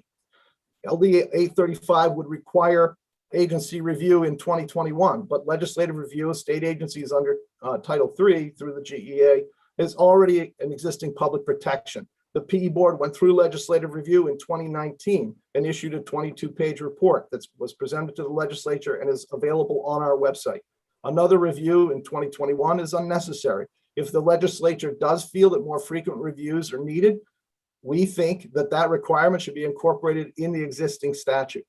LD 835 gives no specificity to whom a report should issue or in what form, which would generate inconsistency and confusion. LD 835 Section 5 replicates an existing process in Title V under Section 8055, but it extends the board's response time by an additional 30 days, longer than current law. Also, Section 8055 currently forces mandatory rulemaking if a person can get 150 citizens to sign on. LD 835 Section 6 contradicts existing law by assigning actions to the district court that are currently assigned to the Superior Court in Title V, Section 8058. This contradiction creates unnecessary confusion. LD 835 is simply unnecessary, and the processes that it tries to create already exist in Maine statute. Thank you. I'm happy to answer any questions now or at the work session. Thank you, Mr. Jackson. Representative Toole. Thank you, Madam Chair. And listening to the bill and listening to those speaking prior to this, a couple similar thoughts crossed my mind. Could you, or maybe for the work session, could you outline the process for if somebody wanted to, they didn't get their license and they were coming from another state, the process they would have to appeal, that sort of thing? I know it's bigger than here today, but for the work session, if you could have that information, and whether it's a one-pager or what have you, and also touch on, prior to that, you're also saying the courts already have jurisdiction in case somebody does want to appeal their situation? Yes, they do. Okay, so thank you. I was wondering that. And very briefly, I can touch on that. We issue a letter of preliminary denial. The person can then appeal to the full board for a review. And if they're unsatisfied with the outcome of that, then they can appeal to the Superior Court. So there's a two-level appeal process that's available to them if they feel that they've been unjustly denied. Right, and I know, having been on marine resources in the past, where people who have had their fishing licenses suspended for whatever reason through the administrative process, there's a very detailed process people have to go through, and I believe the Secretary of State is involved in it as well, through a hearing process as well. Is that the case with any of these other professional licensure type of, and I know they're all different, but is that the case with others as well? It's usually the board, the full board, then Superior Court. Okay, thank you very much, sir. Appreciate your being here. You're welcome. Next, we have Dennis Smith. Mr. Smith, welcome to State and Local Government. Good morning. Can you hear me all right? Yes, we can. Thank you.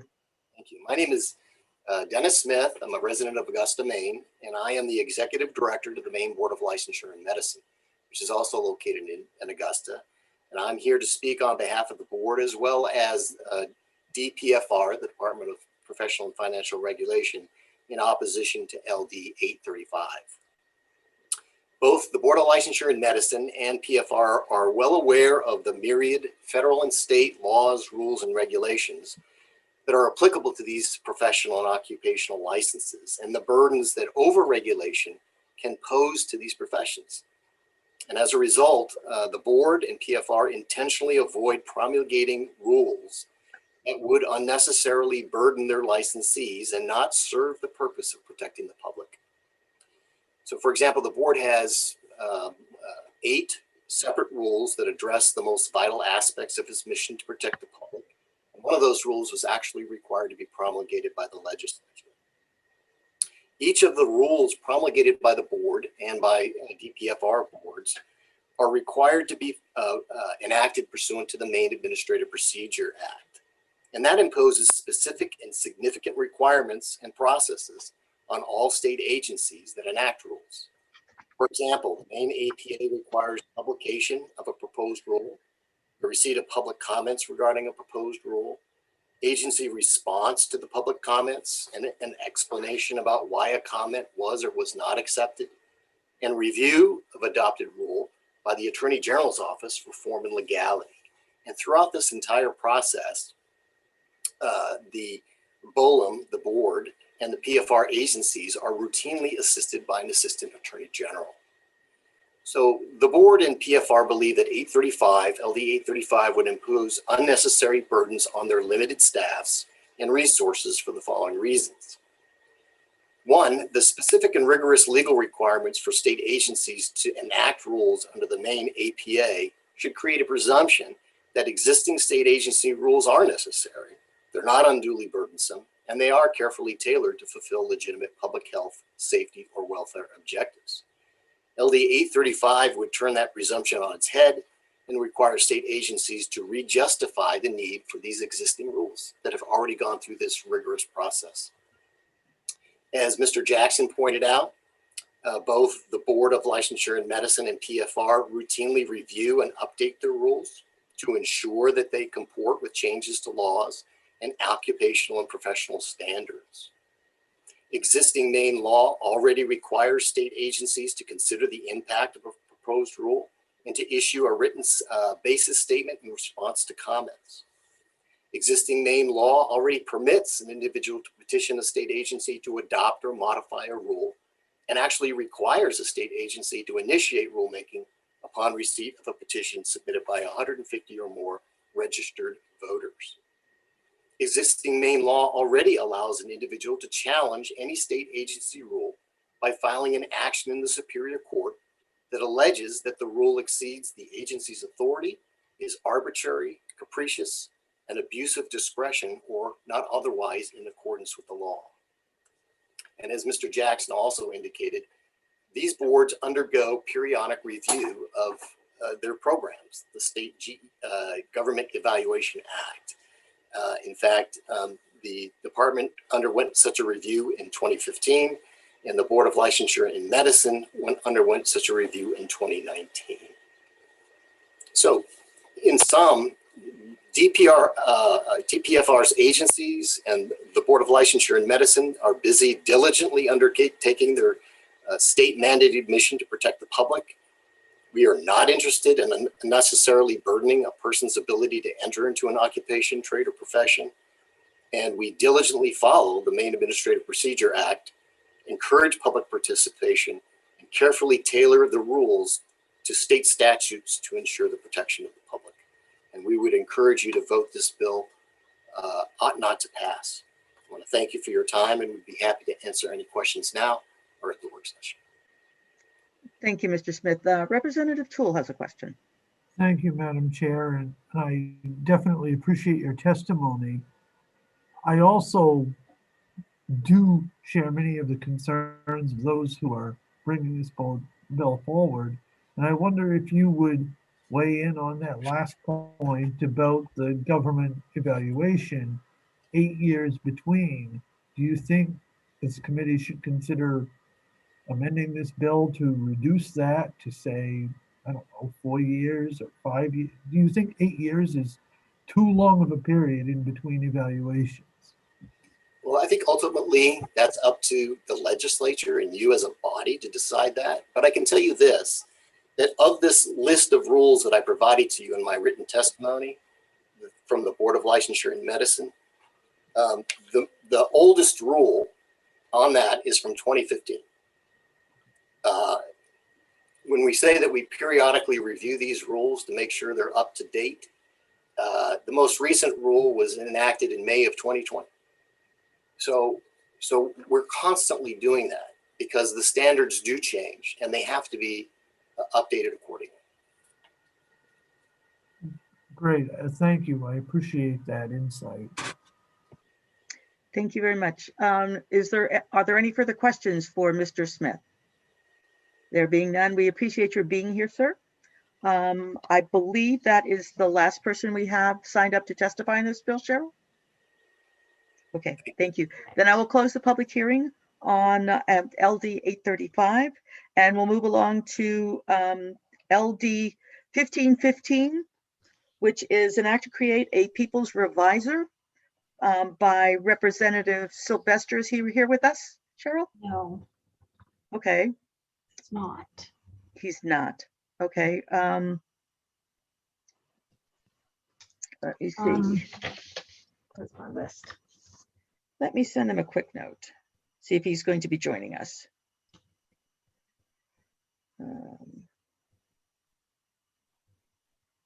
Okay. I don't see the Secretary of State here either. Okay.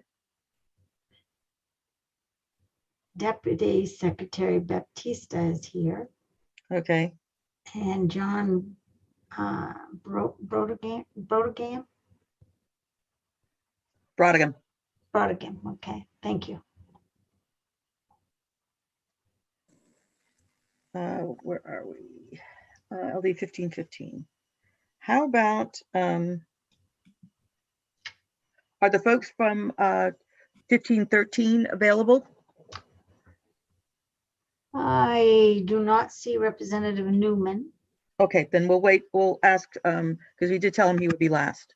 So, Okay. oops. Fat fingers here. 1515. 1515.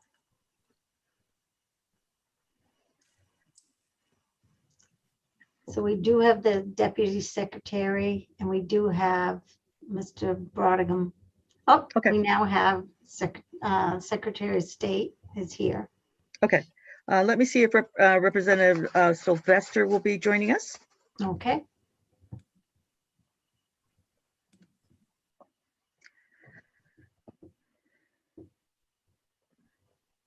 Nobody's got their hands up. Nobody's hiding on me.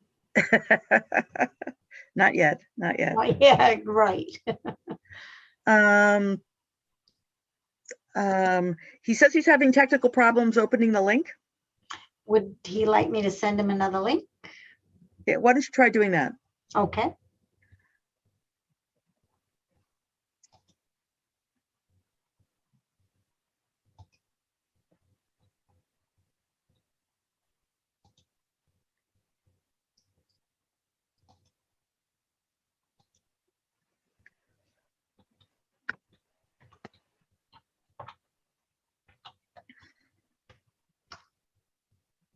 This is Mike Sylvester, right? Representative Sylvester, yes. Yes, okay.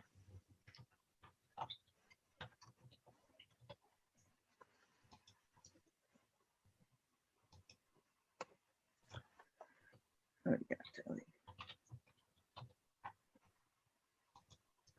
All right, I just sent it to him. All right. Representative Tool, you have a question? Yes, while we're waiting for the next bill, I wonder if requests for information for the previous one. Oh, certainly. I'm assuming Lynn took copious notes along the way, but in the event that she may have missed something, I would request that we get a more in-depth review of the process for licensure or for rules review. Maybe we also need a crash course in APA, administrative procedures. I know that can be kind of a dense topic, so just, yes, I would say that as well.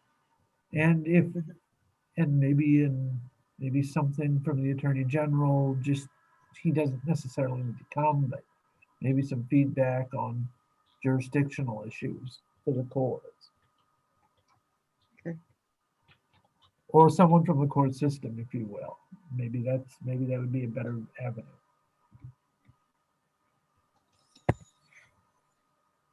And a point that was brought up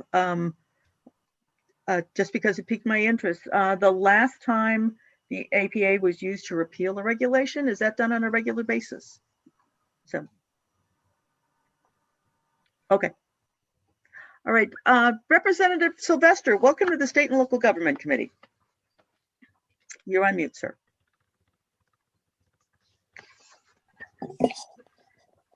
I'm in 3 different committees at the moment, and the device that was working on for your committee failed, and so I had to go borrow a device in order to get in, and I appreciate you resending. Thank you very much. Thank you, Chair Matlack, Chair Baldacci, and the other members of the State and Local Committee. This bill, as I often say, if you can't explain a bill in a minute and a half, it's probably too much bill. This bill is a very simple bill.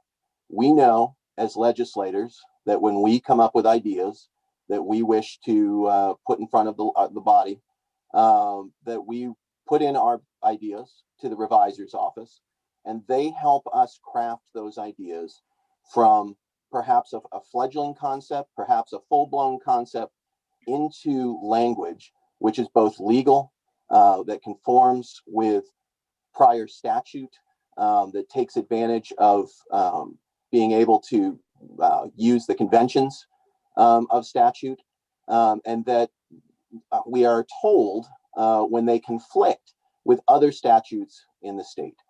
Yet the people who try to take advantage of the people's initiatives and the people's veto who craft those initiatives are often left to hire an outside attorney perhaps, or some other expert who from a nonprofit who tries to craft the language as best as they can, and often ends up with a result that either does not anticipate prior statute or convention, that does not see or understand federal statutes that it might conflict with, or that sometimes are in conflict with municipal statute.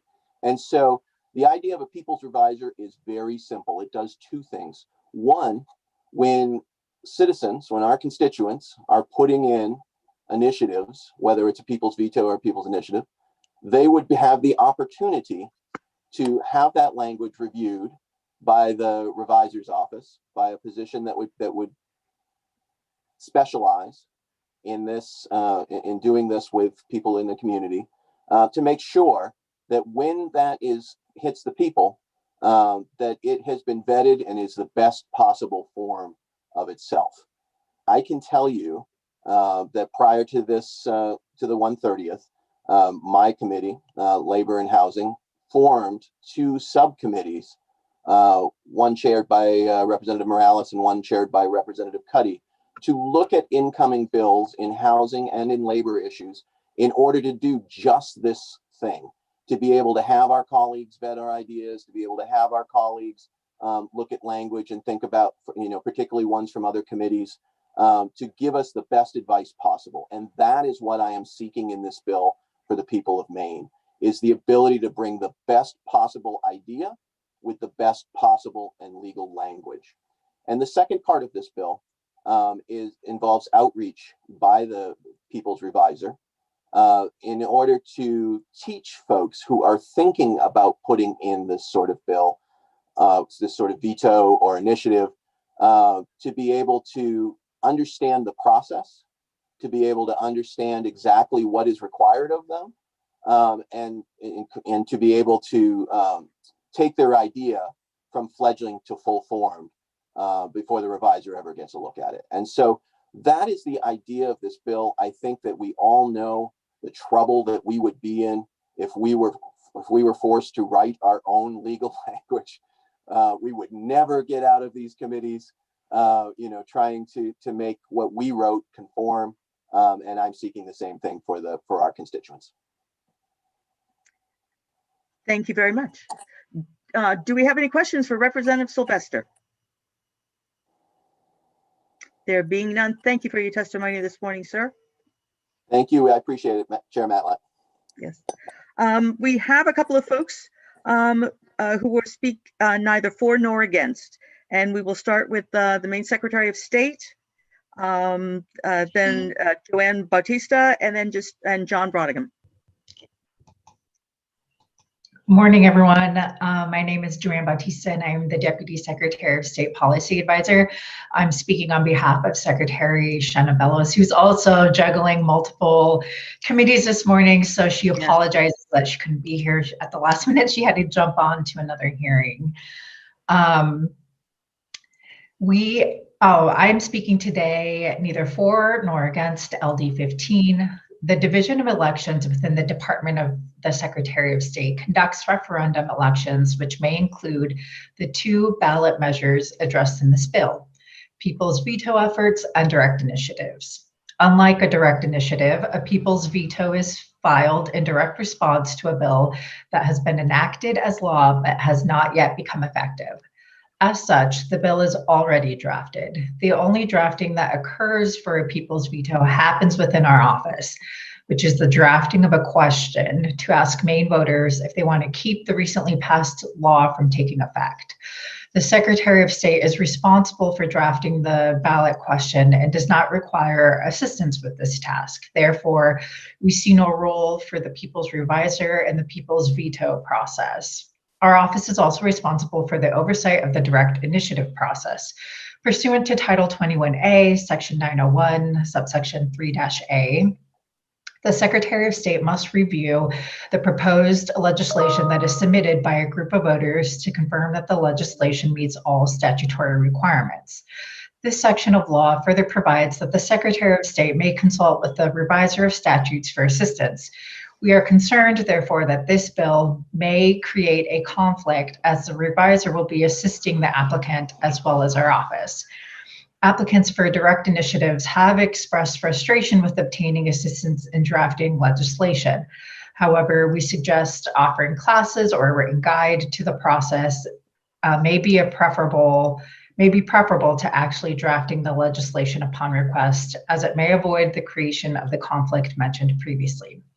I thank you for the opportunity to appear before you today, and I'm happy to answer any questions that the committee may have. And if I don't have the answers, I'm happy to get them ahead of the work session. Thank you. Thank you, Ms. Batista. Do we have any questions for Ms. Batista this morning? Seeing none, thank you for joining us in State and Local Government. Thank you. Good morning, Mr. Brodigan. Welcome back to State and Local Government. Good morning, Chair Matlack and honorable members of State and Local Government Committee. My name is John Brodigan. I'm a resident of Falmouth. I use he, him pronouns, and I'm here today as Counsel and Policy Advisor for the League of Women Voters of Maine, testifying neither for nor against. We strongly support the ability of the people to exercise their right to legislate through the citizen initiative process. This right should be accessible to the public without undue barriers. Both the state and citizen initiative proponents share an interest in ensuring that the ballot measures are drafted to meet certain standards. The text of a proposed bill must be clear, legally coherent, and consistent with technical drafting conventions, as the sponsor has pointed out. This is no less important or proper for citizen initiatives than for any other legislation. And for these reasons, the process benefits when sponsors get technical input and guidance from state agencies. The proposal in LD 1515 quickly turns to a question of resources. A stream of ill-conceived and half-baked proposals would paralyze the reviser's office with an enormous amount of work. Everyone involved in the legislative process knows how the reviser's office, professional staff, is an asset to be cherished, not squandered. So although having the reviser's office assist with citizen initiatives might be beneficial, there should be clear boundaries and thresholds to meet before drawing on this finite resource. One final point, the reviser's office performs a unique and vital service with the highest degree of professionalism. I have worked with the office on many issues over the last 25 years, both in citizen initiatives I have written, in bills I sponsored as a legislator, and as an advocate and lobbyist. It does not detract from the individuals there to point out that the intense demands made upon them can't approach the limits of what is humanly possible. The legislative process will suffer if the office is not adequately resourced to meet the challenges of the high volume of demanding professional work. We see indications that the office does not have the capacity it needs. Whatever your decision on LD 1515, we urge you to be strong advocates for ensuring that the revisor's office always has the financial resources commensurate with the importance of their work and the quality required of them. On behalf of the League of Women Voters, thank you for the opportunity to testify. Thank you, Mr. Brodigan. Do we have any questions for him this morning? Seeing none, we appreciate your time and look forward to seeing you back for the work session. Thank you. Anybody have any materials they would like Lynn to prepare for us for our work session? I would also counsel folks to read over the written submissions that we've been receiving. They're very interesting, contain lots of information that will help in our decision making. And I don't want us to forget about the materials that are on our website available to us already. There being no more comments with regard to this bill, let's move along to our last public hearing of the morning. That is LD 1513, an act to require the maintenance of a discontinued public road that provides the sole access to one or more residences. Do we have the sponsor with us, Cheryl? He is not here yet. Okay. Oh, yes, I see him. I lied. I lied. Okay. What? No. I will send him right over. I apologize. Fabulous. Thank you very much.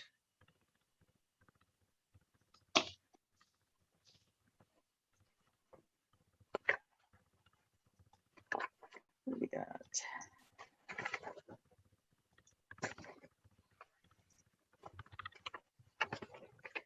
Good morning, Representative Newman, and welcome to State and Local Government. You're on mute, Mr. Representative Newman. Good morning, Madam Chair. All right. And when you're ready, sir. All right. Sorry, just rushing between committees. You know what? That's a theme today. Yep. All right. Good morning, Madam Chair and distinguished members of the Joint Standing Committee on State and Local Government. I'm Dan Newman. I am the representative for District 76, which is Belgrade, Rome, Vienna, Mount Vernon, Fayette, and Wayne. I'm here to present LD 1513, an act to require the maintenance of a discontinued road, public road that provides the sole access to one or more residences. I put forth this bill at the request of some constituents in my district. They have been trying to resolve a matter of a discontinued road that provides access to their residents for more than 30 years. When a town municipality discontinues an abandoned road, but insists on maintaining a public easement, it allows the general public to cross that road, and it does a disservice to the property owners because the general public can tear up the road or move heavy equipment across it without any obligation to repair or maintain that road. This bill would require the town, at the very least, to maintain the road to a passable standard if they are going to allow the public to use this road. Also, it needs to provide some kind of a passable standard to get the emergency vehicles from that town or municipality in case of emergency. Myself being on the fire department, I understand the problems and challenges of accessing places with roads that are very much impassable. We need to remember that the residents that own the property on these roads also pay the taxes to the towns and municipalities that help maintain all of their public roads. They need to be held to the minimum standard for maintenance. If not, at least to find a way for these residents to possibly create a private road so they can decide who can have access over them, so that because they're responsible for the maintenance themselves. I ask you to help join me and support this bill. Thank you. Thank you, Representative Newman. Do we have any questions for Representative Newman this morning? Representative Copeland. Thank you, Madam Chair. Thank you, Representative Newman, for coming before us with this legislation. I do have a couple of questions. So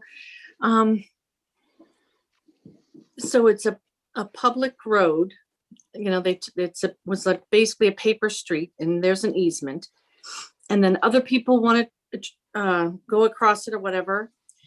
But I'm thinking in terms of the municipalities. Now, the municipality would have to maintain that road. That's a tall order. I know even in Saco, as suburban as we are, our road crews are stretched to the max. And to imagine that they have to go through and make sure that roads are passable, that's a really big burden. And I know that we just bought this really cool truck that does things and cuts trees, but what about those municipalities who don't have the funding to get the equipment to do this work? This seems like a pretty tall order to me. And can you help me understand it better? Well, thank you, Representative. Basically, I am a selectman in the town. So the reason I was willing to put this in, when I sit down and think about our town roads and come up with a decision on what we're going to maintain, you know, I have to take into account the cost of the roads and maintaining the roads and everything else.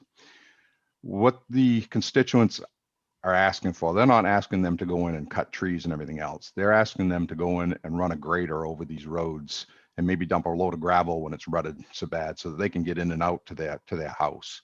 Right now, with the town maintaining their public easement, even though they're discontinuing this road, they're saying that the general public can go in there and go hunting. So you get these guys that go in there with four-wheel drives and they're tearing up the roads and rutting it up. They're having logging companies go in and cutting lumber for some residents. This is a very wooded area, so they have logging companies that go in and cut off some of the property from these owners.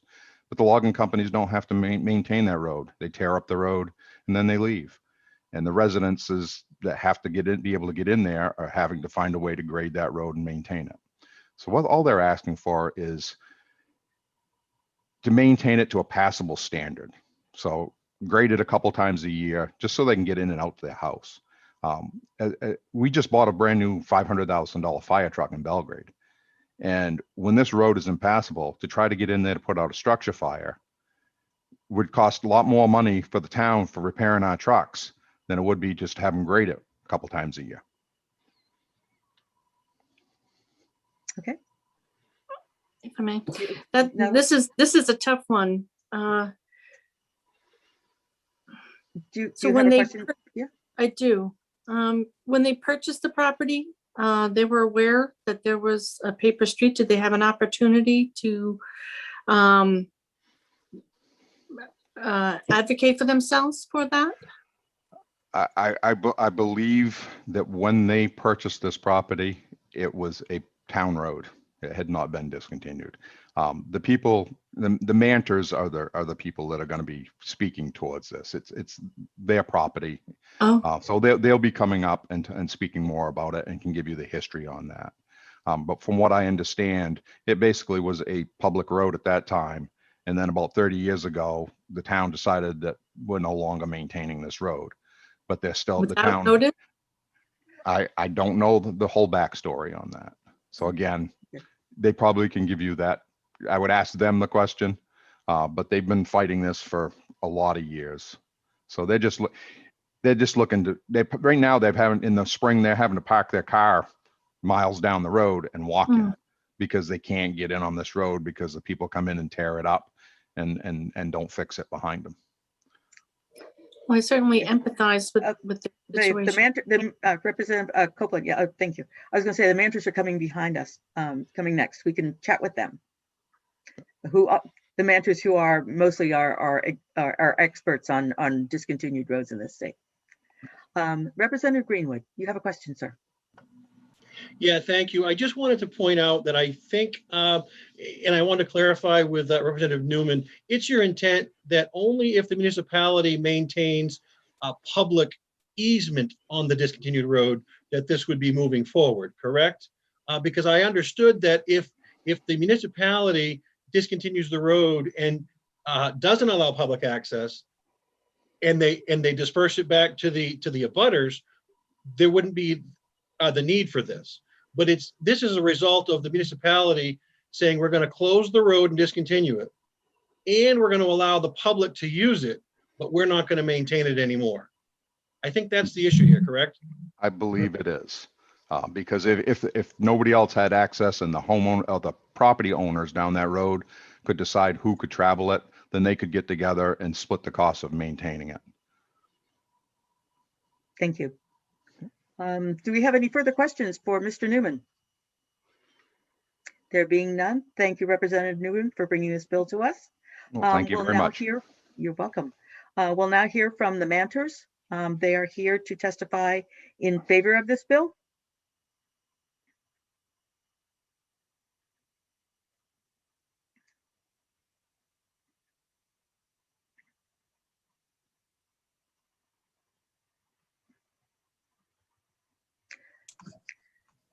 Good morning. Good morning, Roberta. Welcome back to State and Local Government.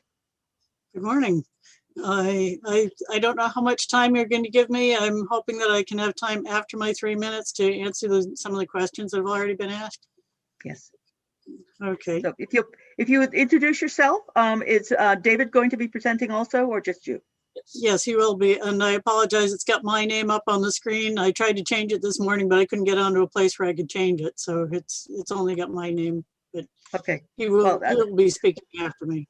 Okay, thank you for joining us. And if you'll introduce yourself to everybody and present your testimony, please. Okay, thank you. Senator Baldacci, Representative Matlack, members of the committee. My name is Roberta Manter, and I'm the founder of Maine Roadways, which is an acronym for Residents and Owners on Abandoned and Discontinued Ways. This bill offers some relief both for towns and for towns with stretched budgets and for residents on public easements. These are not private roads. While the public provides no maintenance, a public easement is open to unfettered public motor vehicular travel. We recognize that with increased traffic and load weights, towns struggle to keep their roads in repair. Giving up little used roads is a way to cut costs. But towns have an obligation under 23 MRSA 3651 to keep their town roads safe and convenient. In Maine, it's all or nothing. Either keep a road to full town road standard or cease maintenance entirely.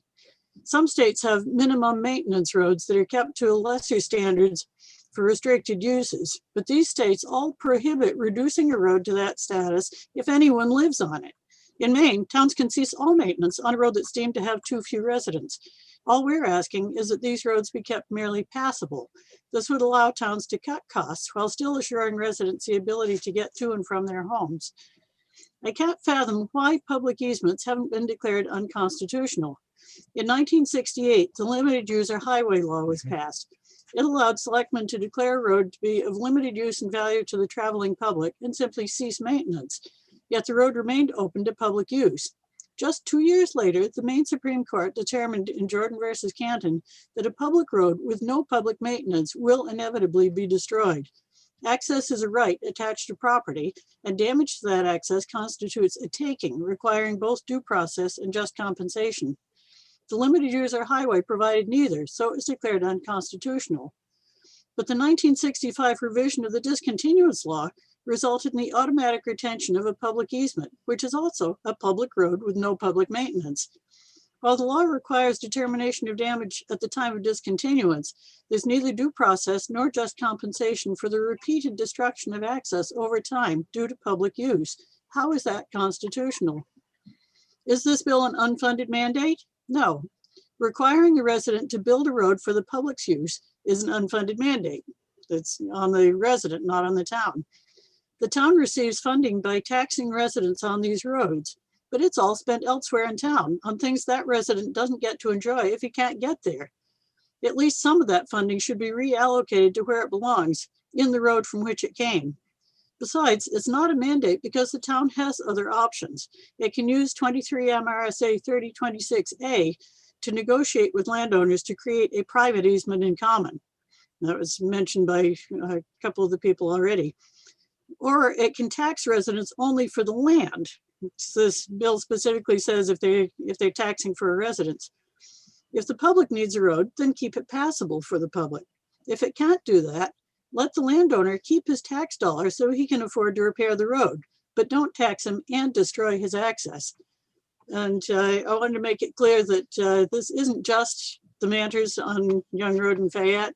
As Main Roadways, I represent people all across the state who have similar problems. And if I look a little frazzled today, it's because I've been up past midnight every night this week. I've had, I think, 4 brand new cases and 7 cases that I've been working on for the past week. And since the first of the year, I've had a couple of dozen cases that I've been working with. Usually the kind of complaints I get are, I'll get an email saying, help, I just found your website and I'm hoping you can help me. We're on this discontinued road and the public is tearing it up and we can't keep up with it. You know, we've put thousands of dollars into trying to make it passable, and every time we fix it, somebody else comes in and tears it up. There are a couple of other legal remedies that have been tried. A few years ago, the Maine woodland owners got a couple of bills through. Title 17, Section 3853D says that it's a Class E crime to damage a public easement with a motor vehicle. And Title 23, Section 3029A gives the landowner a cause of action against someone who damages a public easement. But the problem is, first of all, you have to catch the person who damaged it.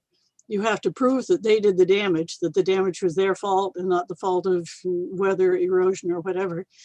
And then trying to get anybody to enforce it. We've recommended this to a number of people, and they call law enforcement and the officers come in. Even if they show them a copy of the law enforcement officers will say, well, I'm sorry, this is a civil matter, you'll have to take it to court. So it leaves the landowner with very little recourse against these people who come in and tear up the road. If they could make it a private easement, as can be done under 3026A, then that would greatly reduce the problem. I'm not saying it would solve it because there are people who are going to come in anyway, even if the road is posted private. But if they were given that option, then that would go a long way towards fixing it. But as long as the town insists on keeping that public easement, then they're not allowed to block it. They're not allowed even to put up a no trespassing sign. My husband spent 8 days in jail after putting up a no trespassing sign because they said it was a public easement and he wasn't allowed to do anything that would keep the public from using it or even make the public think that they weren't supposed to use it. So this is a widespread problem. It's not just us. And we've been trying to find something that works both for the town and for the landowners. As I said, we're not asking for, bring it up to town road standard by any means, just make it passable, put a load of gravel in the worst mud hole each year and grade it once or twice a year. And that would be a huge improvement over what we've got now.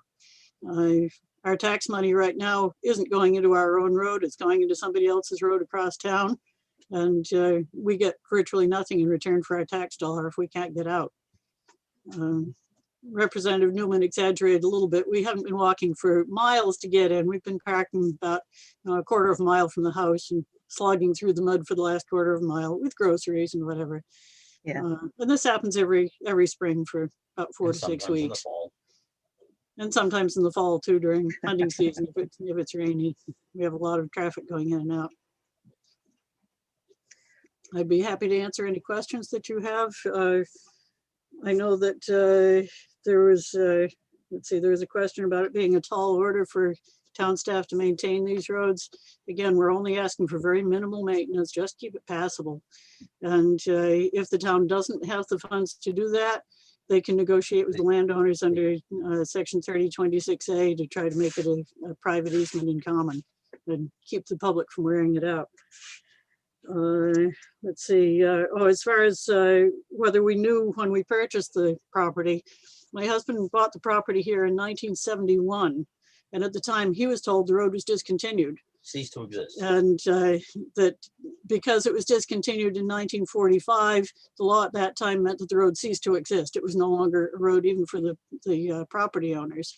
And he would have had to obtain permission from the other property owners to get to the property. But it wasn't until 1984 that the town decided, oh, well, actually, because there was a little phrase in the discontinuance order that said we wanted to keep the right of way, it's now a public easement. And it ended up going through court. The court declared that the public has an unfettered right of access over a public easement. and therefore we couldn't even put up no trespassing signs. We've had logging operations in here repeatedly that have really torn the life out of the road. And again, there is now a bill in place that should allow us to do something about that, if you can prove it. Let's see, there was another question about would this bill apply only when it's a public easement? Yes.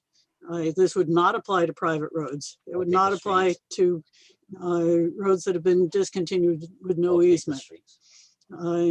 But we have people all across the state that have this sort of problem. Some of them, when they purchased it, it was still a townway and it was discontinued afterwards. As I said, there are some towns that will discontinue a road simply because there aren't enough residents on it. In other states where they have these minimum maintenance roads, they're not allowed to do that. If there's anybody living on the road, they have to keep it public, but and with full maintenance. But in Maine, towns can discontinue a road just because there aren't enough people per mile to, in their opinion, justify the cost of doing public maintenance. So, okay, if you're going to do that, let it be a private road. Let the people set up a road association. Okay, thank you, Ms. Manter. May we hear from David? Yes. Were there any other questions for anyone? Does anybody have any questions? Doesn't appear so. So if we could hear from David, that would be great. Okay, thank you.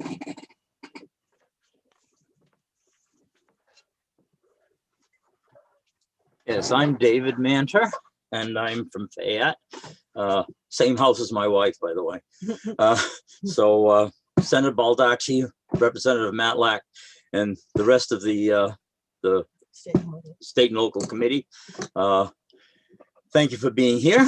I have a little bit different perspective than my wife does in that I really try to strictly put my issue to the law. And in a quick comment, if the town can't afford to take care of its roads, it might as well ask to be deorganized because it can't afford to be a town. The couple problems I have is in Jordan versus Canton. And my wife, I like to say my secretary hasn't had the time to write any of this down, so you'll get this in an abbreviated form that you can follow through. But I'm going to repeat what is said in Jordan versus Town of Canton, and this 265A, 2nd 96 in the 1970. You'll get this in the statement, but it's to quote them. But cases involving loss of access depend on the practical and factual consequences of governmental action rather than the legal status of the highway. In short, it is actual and practical discontinuance rather than the technical discontinuance that destroys the easement.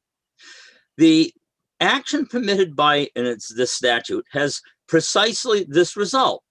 The fact that a limited user highway or a public easement continues to have a legal status as a public way over which there continues to be a public easement of travel is meaningless if there is no longer any public responsibility for maintenance and repair. Without maintenance or repair, it is only a question of time before a public road will become impassable or unsafe for travel. The rigors of Maine weather, the action of frost and the erosion from rain and melting snow will speed the process of disintegration. The ability to use the road for vehicular travel and thus the abutter's easement of access to and over the road to the public road system will inevitably be destroyed. They go on where they quote from another case. The effect of the statute is to permit an actual or de facto discontinuance of a public way without any accompanying provision for compensation of the taking of private property rights, which will almost inevitably result therefrom. In judging whether a statute satisfies constitutional requirements, we, that's the Supreme Court, look at the possible and not merely the probable consequences which may flow therefrom. It is not what has been done or ordinarily would be done under a statute, but what might be done under it. And I'm going to break at this point and say, municipalities have taken, in my particular case, the abandonment statute, which falls back on the discontinuance statute, and they have taken and said, we don't want to take care of them. We don't want to constitutionally compensate people, so we'll keep a public easement. Well, if they left it at that and said, we aren't permitting people to live on it, we aren't going to tax people for living on it, then maybe they wouldn't have the problem. But they're using this as a cash cow. Now, we've promised you an access, and in the case of Manta versus, Fayette versus Manta, it clearly states that the public easement is retained for unfettered public access, which, by the way, means I or my 4 neighbors cannot get to our properties as private property owners. Thank you very much, Mr. Manter. Right. Thank you very much. Do we have any questions for Mr. Manter? There being no questions, we look forward to you submitting testimony. Representative Copeland, did you have a question? Yes, I do. Have you and your neighbors approached the town and asked if you could purchase that from them or simply maintain it? I have approached the town numerous times. That's why we ended up getting into court, because the town flat refused to do anything. They had to retain their public easement.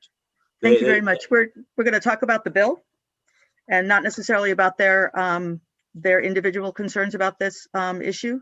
So if you have a question about the bill, that would be great. Okay, thank you. There being no further questions, we will now hear from Rebecca Graham from the Maine Municipal Association, who will speak in opposition to this bill. Back in there.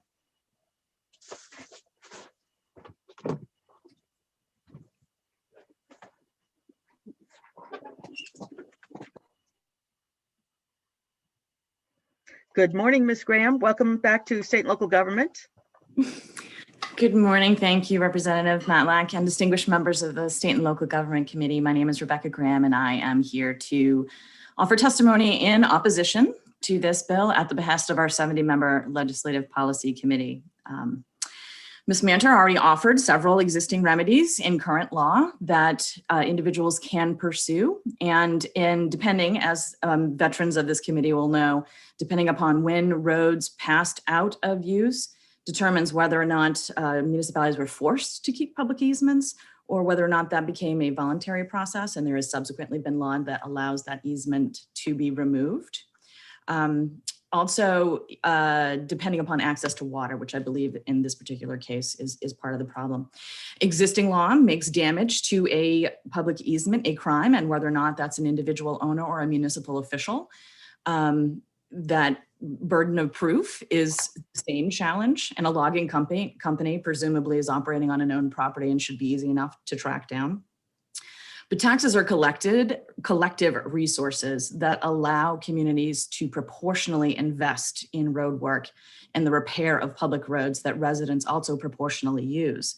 From a policy perspective, municipal officials question why it's necessary to put the maintenance burden onto taxpayers from the state level. Going forward into the future, individuals who purchase property on land or build homes on discontinued roads that are made aware of that discontinuance at the time of their purchase, and it requires the seller to disclose.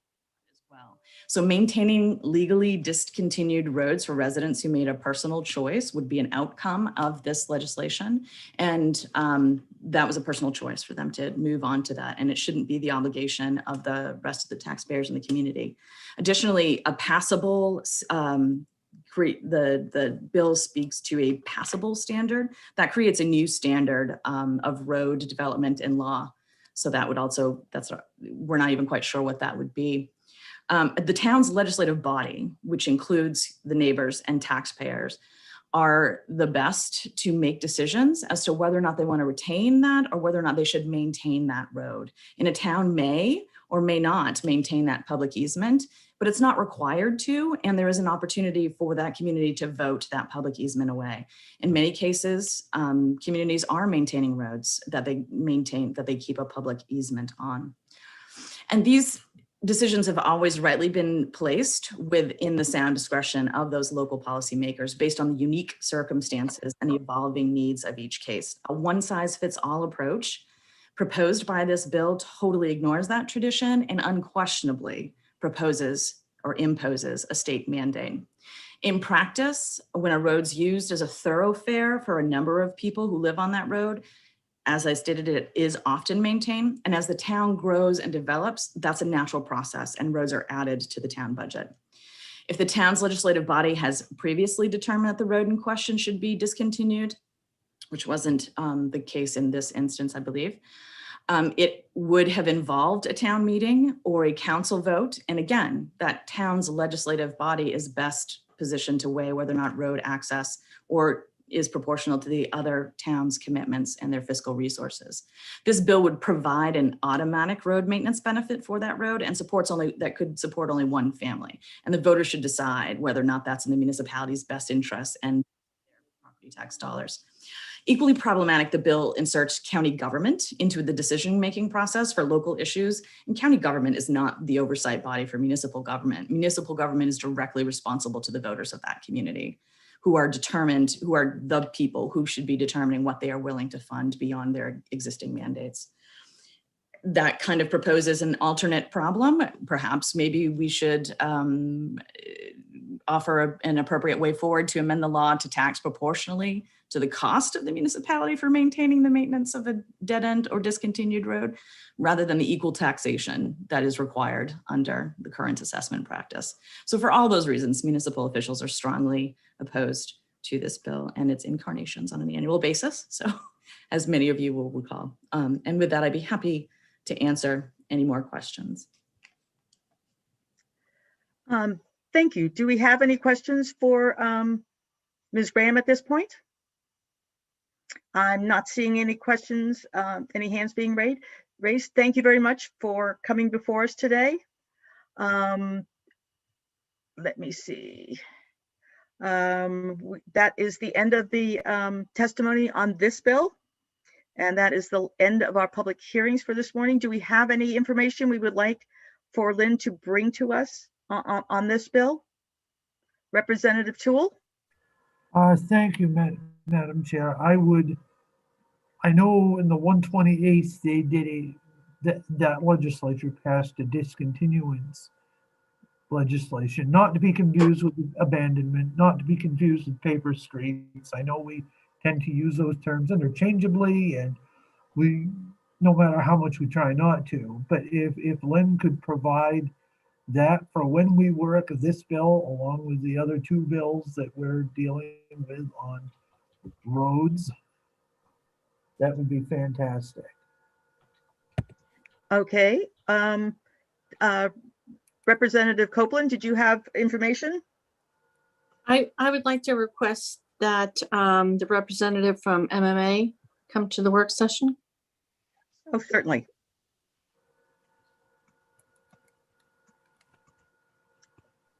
Do we have any further questions for folks? Representative Greenwood. Yeah, I'd just like to make sure that the Manters are invited to the work session. Certainly. Is that all? Okay, wonderful. Representative Toole. In light of the hour, would it be all right with folks if we continue with the work sessions? I know I have to leave at 1 for I'm getting my COVID shot, so if we could continue on, I would appreciate it, but I don't know what others feel. So I wouldn't mind taking like a 15-minute break. Okay. To get up and stretch our legs, and we'll see what we can do as quickly as possible once we get back. Say we come back at 12:15. Will that be sufficient? That's okay. Fine. All right. So let's come back at 12:15 and we'll wrap up the work sessions we have this afternoon. Okay, perfect. See you then.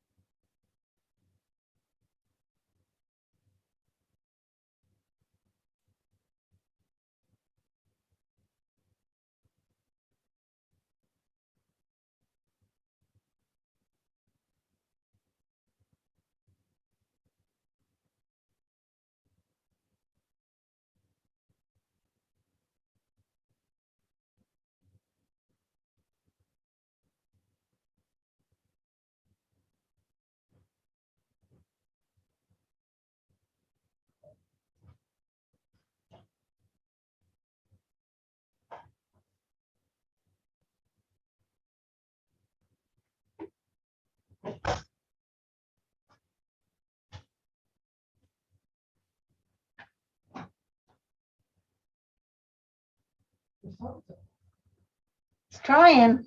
It's trying to come out. Cheryl, just so you know, your mic's live. Yeah, I heard that. Thank you.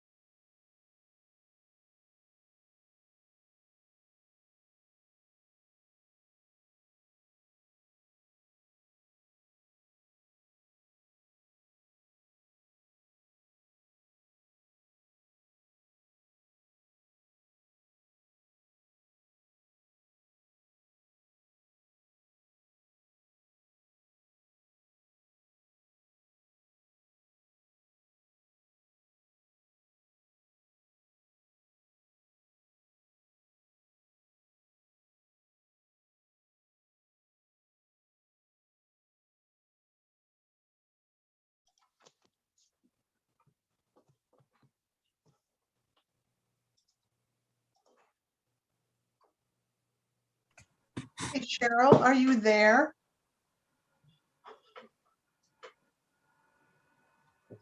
She was in the room a couple of minutes ago. I am here. May I help you? Yes, yes, you may. Do you know the order? I do. This is the order I was given first thing this morning. Okay. 12:15. Yep. 14:41. Okay. 4:38, and then 4:67. All right, thank you. You're welcome.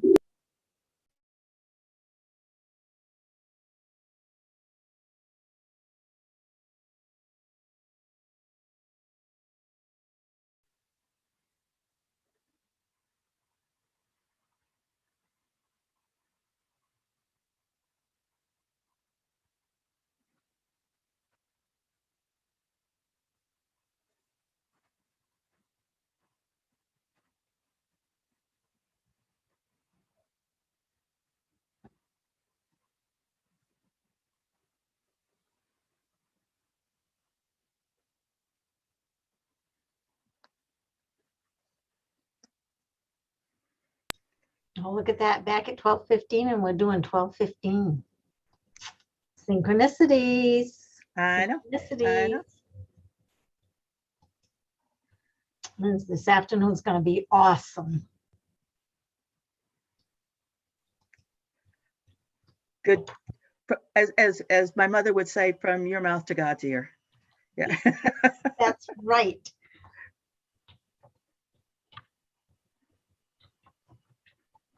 Someday we must chat, because my father's mother was a McGowan, but she was a McGowan. Is that your name or is your husband's name? It's my husband's name. Yep. Okay. They're But, from, they're from Skowhegan. Taunton, Massachusetts. It might be a different McGowan. Okay. We're in the Pittsfield, Skowhegan. Oh, okay. McGowans. Yeah. Are you My from father comes from a Canaan? very small family, and they're from Taunton. No, You I've from the actually Canaan never heard of it. McGowans? What's that? I'm sorry. You from the Canaan? McGowan? Yes, yes. That was a big McGowan clan. Actually, all the Canaan McGowans moved back to Pittsfield. Oh, did they? Or Pat is down in southern Maine area, Yeah. somewhere like Pat McGowan. So Well, good afternoon. I heard you guys had a fun morning. We did. Yeah. Sorry I That's couldn't fine. join you. other than Do we want to go around and introduce ourselves again, or is that okay? Well, the first time through, Representative Greenwood wasn't around, and I failed to have him introduce himself again. And I don't know if Representative Head is coming back, but she also didn't introduce herself. Okay, well, when we start with Representative Mark Bryant. Thank you, Mr. Chair. I'm Representative Mark Bryant, represent House District 24, by the town of Wyndham. Welcome. Good afternoon. Great. And Representative Randall Greenwood. It was nice to see you the other day. Nice to see you as well, Mr. Chair. Thank you. My name is Randy Greenwood. I'm the representative from House District 82, which includes the towns of Litchfield, Monmouth, and my hometown of Wales in both Androscoggin and Kennebec counties. Thank you. Great. Representative Kathy Downs. Good afternoon. Thank you, Mr. Chair. I'm Kathy Downs. I'm from District 130, which is Bucksport and Orrington. Thank you. Thank you. Representative Lynn Copeland. Excuse me. Thank you, Mr. Chair. My name is Lynn Copeland, and I'm proud to represent the folks in House District 14, which is coastal and downtown Saco. Great. Well, And Representative Walter Reisman. Thank you, Mr. Chairman. My name is Walter Reisman, and I represent District 69, which is the beautiful communities of Bridgeton, Harrison, and Denmark. Great. And Representative Donna Dorr. You're on mute. You need to unmute yourself, Donna. Thank Here we you. go. I am Representative Donna Dorr. I represent District 85, which is a portion of Augusta. Great. Representative Will Tool.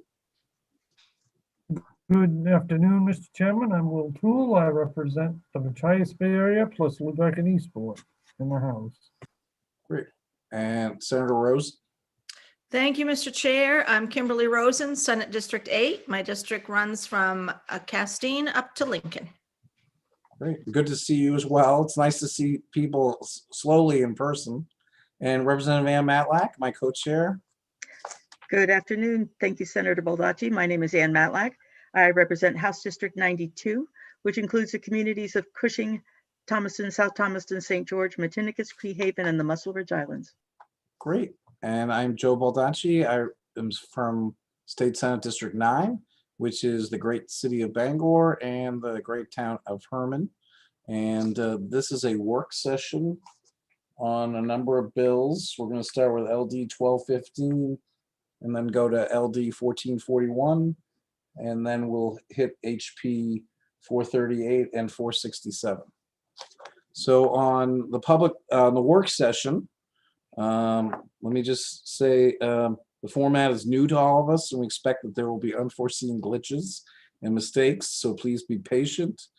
The purpose of this meeting is for the committee to receive information from staff and others in order for members to consider the legislative proposals before them and make recommendations or reports to the legislature.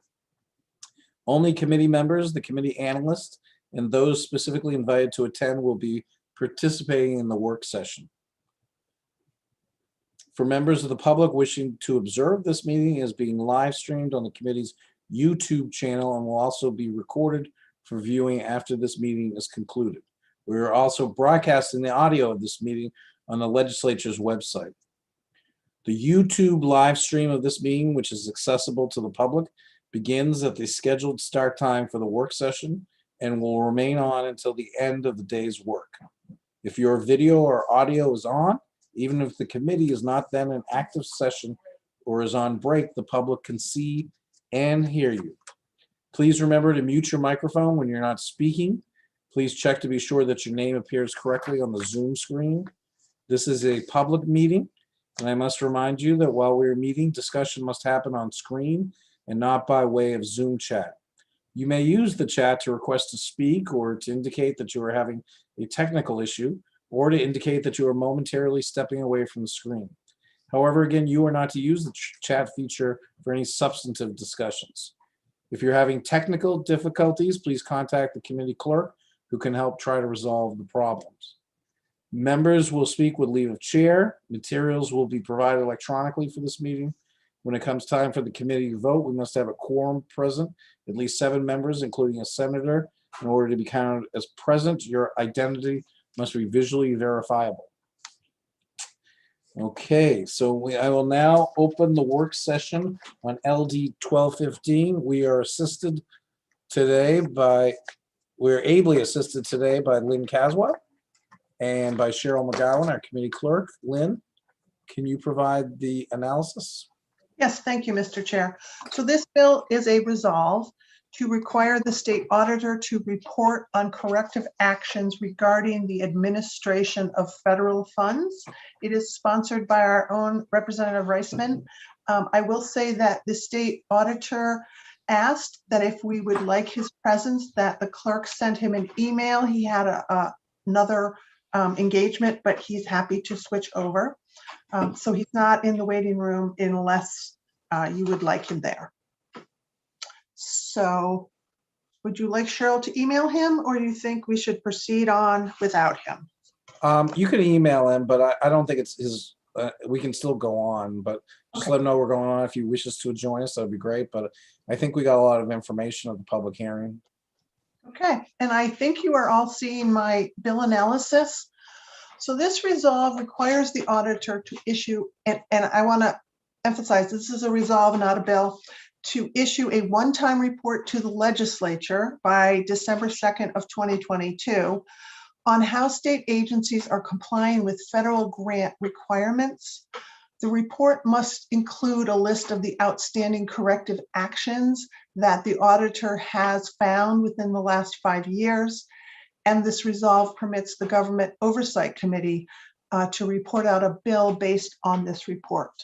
As I said, Representative Reisman sponsored this, and the state auditor testified in favor of this. There was written testimony by one individual. There were some questions about the details of this. And so I'm going to just take a moment and try and, I think someone asked to, explain it in a basic way. So since I'm not a finance person, maybe my effort will help. State agencies that receive or that accept federal funds are required, as a condition of getting the federal funds, they are required to comply with certain financial and programmatic standards. And those standards, the accepting the funds also requires the state agency to monitor how what are called subrecipients are they complying with the same financial and programmatic requirements. And when I say subrecipient, an example would be the Department of Health and Human Services gets federal funds, and they pass some of those funds on, and they enter into a contract with a behavioral health agency who then provides services to members of the public under the main care program.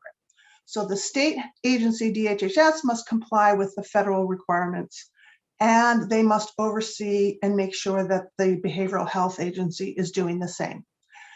The auditor, on an annual basis, audits all of state government agencies and produces what's called the single audit report. I believe the last one just came out March 31st of this year. And in that report, which I think all committees are given an electronic version of, in the old days, all the way back to the 129th, those old days, there used to be actually published single audit reports that the committee you would have, and it would be in your file. Those reports include extensive lists of compliance issues that the auditor found. It identifies a corrective action plan for the different departments. It includes information on whether a department objected or contested an audit finding. And so in those annual audit reports is all the kind of information on how agencies are doing, including their oversight of their subrecipients. And so here's the law that is from Title V that sets out that the reports come in. State and local government gets these reports because you're the agency that has jurisdiction over the auditor. So the agencies of jurisdiction get these reports, state and local gets them as well. The law requires the auditor to report to the governor and to the legislature if there are what are known as improper transactions or unacceptable practices. If there's a finding of fraud, I believe that's the word, it's covered up on my screen. They then have to notify illegal transactions. They then have to notify not only the governor, but the attorney general. And every year the state auditor has to offer to meet with all of the committee agencies.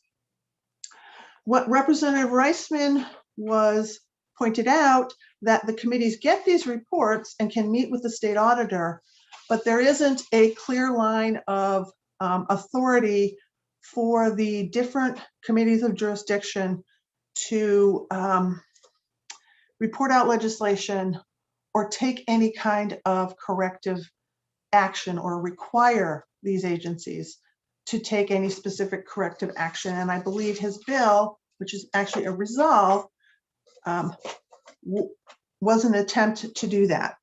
I did speak with the sponsor, and he may want to address this about the fact that this is a one-time report, and it's the Government Oversight Committee that gets to report out legislation. Because this is a resolve and not a bill, the committee couldn't go in and change those statutes that I just showed you, that there's the whole, because as I said, when we talked about emergency powers, you can't promote a vehicle. So a resolve can't become a bill can't become a resolution. So amending Lynn, yes.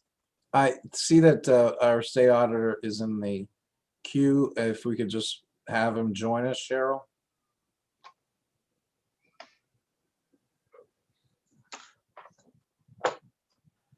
So I guess, does the committee have any questions on the analysis so far. And then I think maybe the sponsor would want to talk about any changes he would want to make. Thank you, Lynn, and welcome Auditor Dunlap and also Representative Toole. Representative Reisman, as the sponsor, did you want to make any comments? Well, I think that was a pretty decent analysis for a subject that is really probably pretty foggy to the average person. You have to have a kind of a accounting degree to understand what's going on here. But the whole purpose is to improve the accounting and transparency of government when it comes to administrating federal grants. And what the purpose of this was is to ensure that on a yearly basis, that was my original intent, on a yearly basis, that these kind of issues that come up are that people in the legislature and on the committees are aware of what's happening. And it's up to those committees to ensure that the agencies that they have oversight on, or of, I should say, are taking corrective actions to fix problems that exist. So that's the crux of it. And maybe the auditor would like to go ahead and add any comments at this point.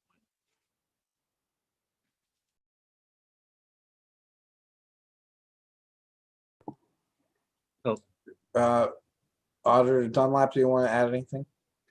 Thank you, Senator. I'm mindful of the rules that I can only participate at the invitation of the chair in a work session, so I appreciate the indulgence. Representative Reisman and I talked about this quite a bit over the winter, and I had a great conversation with Ms. Caswell the other day after the public hearing about how this is structured, and she's absolutely correct.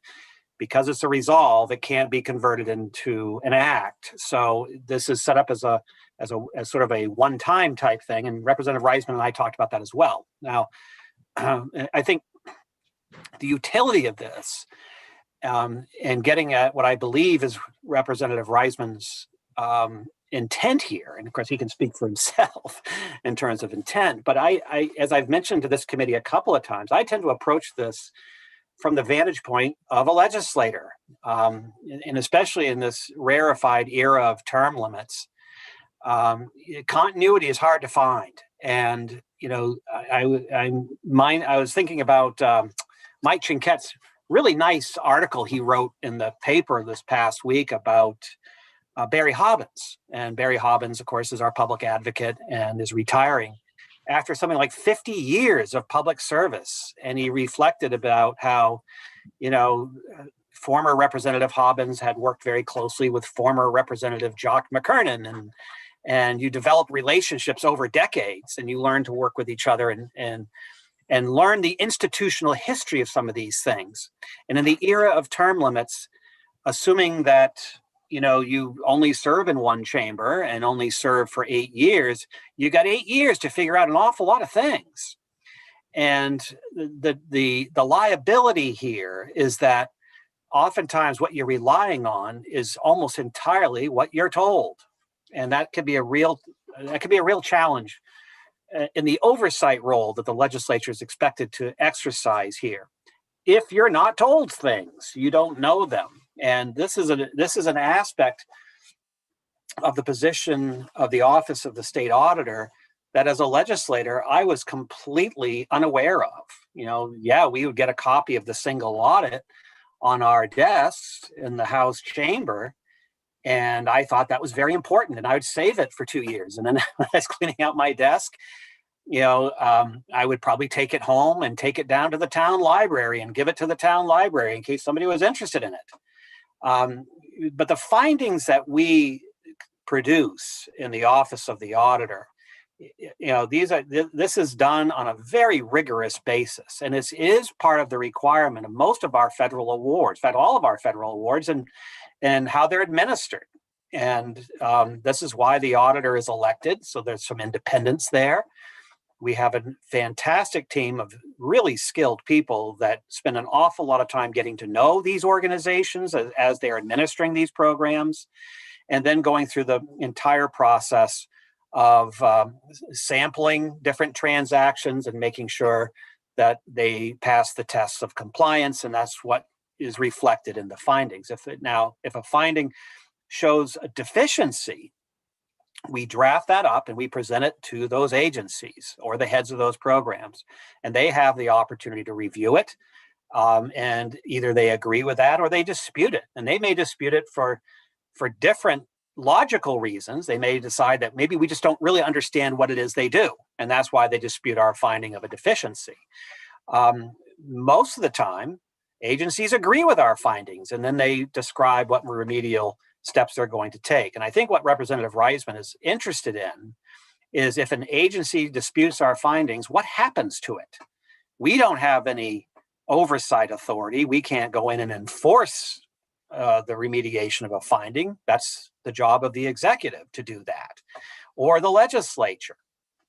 But if you don't know to ask the question as a member of the legislature, you're not going to ask the question. And I think that's Representative Reisman's point, is that if you have the information in the finding, then you can perhaps exercise your oversight role and say, well, Commissioner Smith, what do you think about this? And then you can talk it over with them, and they can say, well, Matt Dunlap's a great guy, but he doesn't know much about this program, and this is why we think that's why we think we're doing fine.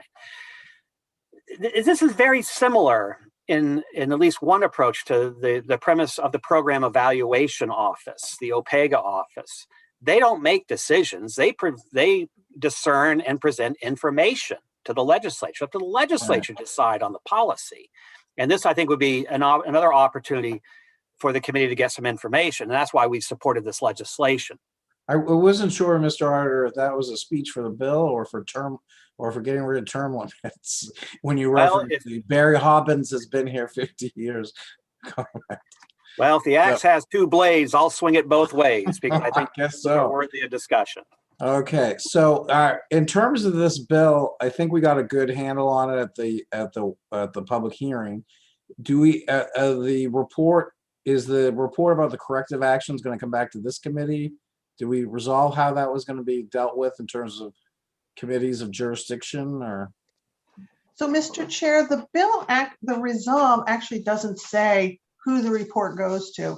The bill summary says it goes to the legislature, and the resolve says it's the government oversight committee that can report legislation.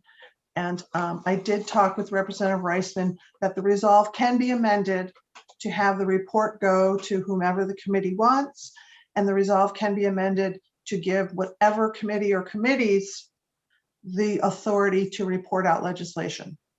Well, I think that there should obviously be a single report, but I think each committee of jurisdiction should get a report just on the agencies that they oversee specifically. But how do you want to handle, are there members of the committee that have suggestions about how we should handle that issue? Representative Reisman? Yes, thank you, Mr. Chairman. This is basically a one-year kind of a test time, a pilot program to get a handle on the quantity and the types of issues that might come about. Once we get that type of report out, we can then take some action to figure out how we're going to resolve the issues that are out there. It's going to be a lot of different types. So I think this gives us an opportunity to assemble all those types and take a look at them. So where did you suggest the report go to? I think these reports are first going to go to the various committees like HHS and state and local government and whoever might have a federal contract. And from there, that committee should be issuing a response to those reports. And those reports will then, I think the way the bill is currently suggested is that the committees themselves will perhaps put out some legislation to address them. So, okay, Representative Toole, you have your hand up. Yes, thank you, Mr. Chairman. The one question I have, and forgive me if this is not conveyed at some point here, is that there is going to be authority to do a report out under the bill next year. Is that my understanding, or did that have to be amended in? Because if this is a 1 year, we don't want to have to run the risk of getting something through Ledge Council. Well, don't we have to make it a statute if we want to, right, instead of resolve? to make it permanent? Right, but Well, I'm just asking Lynn. Yeah. There was a question mark there. Lynn? Can you Yes, so this legislature, this committee cannot change the statute through this resolve.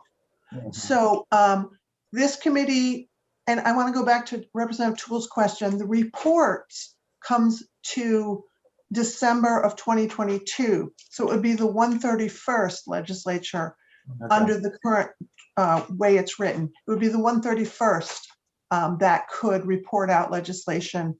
So there's the date of the report is 2022. It would be the 131st. At that point, committees could report out bills based on the report. Well, And I they don't could have, change the statute. yeah, so I don't have a problem with just leaving it that the reports will go to the legislature. But I think that, I don't know if we need to put it in there, but each committee, the agencies or whatever under each committee should at least be subject to some presentation about the issues at some point. But Representative Matlack, maybe you can clarify the situation. Not sure, but I do have a question because we do have a sponsors amendment, and it does say in the report, the resolved report, that the state auditor shall submit to the joint standing committees of the legislature having jurisdiction over the state departments and agencies reported upon. Oh, okay.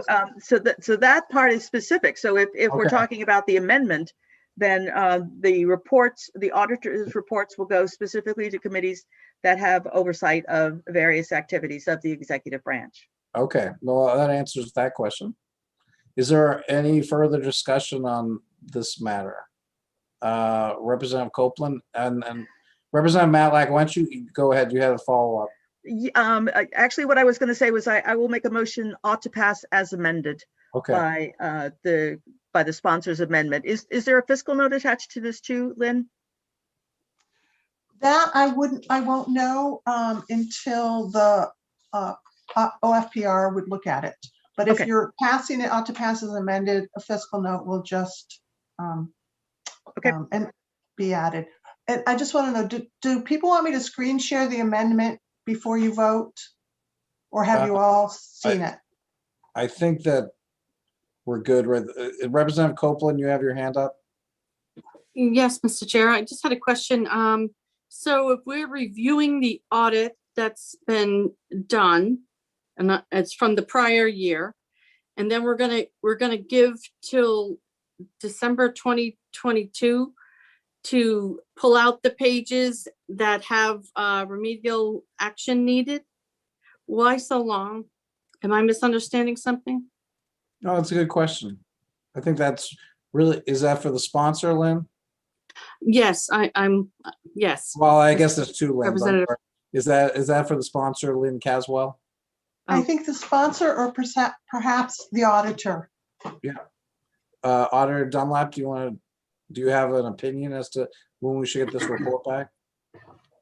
Well, to Representative Copeland's question, there is a fair amount of time lag between, when we finish our work and, when we're reviewing a program is for the prior fiscal year.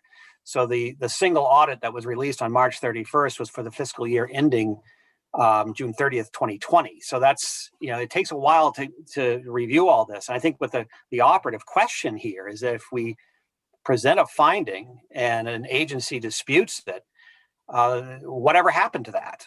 And I don't think that's necessarily something that goes stale. And I think, giving us time to put together the information and then present it to this committee and the oversight committees, it doesn't lose value because you're waiting till the first regular session of the 131st. I don't think that's really an issue.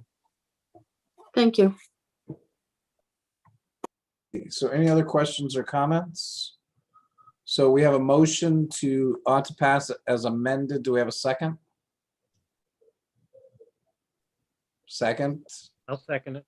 Okay, I seconded by Representative Dorr. And see no further comments. I would ask Cheryl to call the roll. LD 1215 ought to pass as amended. Senator Joseph Baldacci. Yes.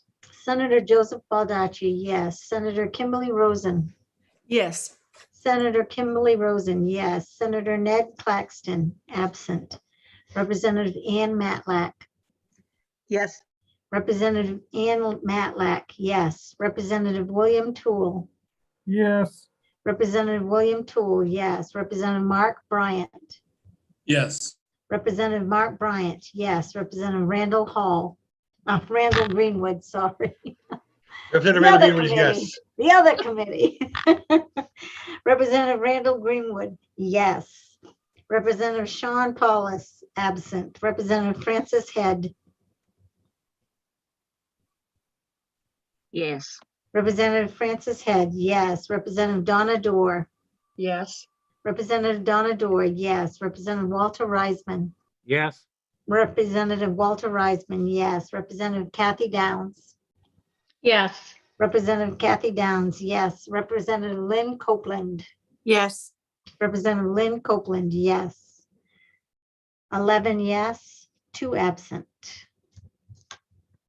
Okay. At this point, I would ask Representative Head and Representative Toole if they would like to introduce themselves. Representative Francis Head, welcome. Sorry about being so late, and thank you for recognizing me. Absolutely.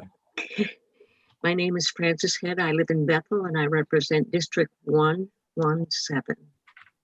Great. And Representative Toole? I'm Will Toole. I represent the Machias Bay Area plus Lubec and Eastport. Great. Okay, so the next LD, Lynn, do you want to make your presentation on that? Yes, thank you, Mr. Chair. So the next bill is LD 1441, an act to create a James Weldon Johnson Annual Observation Day and an Observation Task Force. The sponsor of this bill was Representative Talbot Ross. This bill directs the governor to annually proclaim June 17th as James Weldon Johnson Day in honor of the writer and civil rights activist James Weldon Johnson, who was from Florida but passed away in our very own Wiscasset.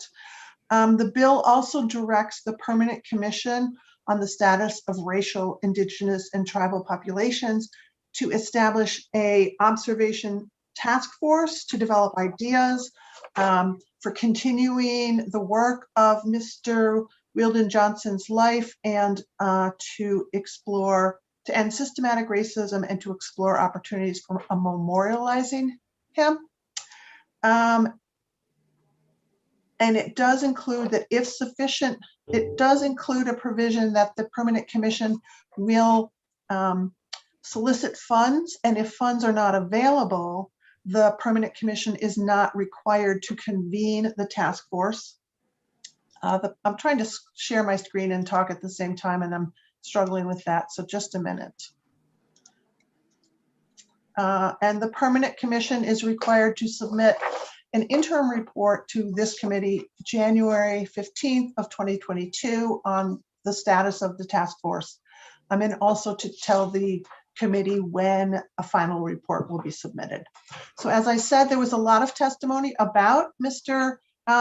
James Weldon Johnson from not only Representative Talbot Ross, but also a former Florida state legislator and members of the Wiscasset community who were talking about a memorial that they are working on in their community to in honor of this individual. There was some question about the other bill that this committee worked, which is 1034, which I am working on the amendment, which is an act to provide funding to support the Permanent Commission on Status of Racial, Indigenous, and Tribal Populations. So you'll remember that this committee voted ought to pass to amend the bill 12 and one ought not to pass. And the bill, if it's enacted, creates an executive director position and staff positions within the Permanent Commission and sets out a number of duties of the commission and requires through unallocated, excuse me,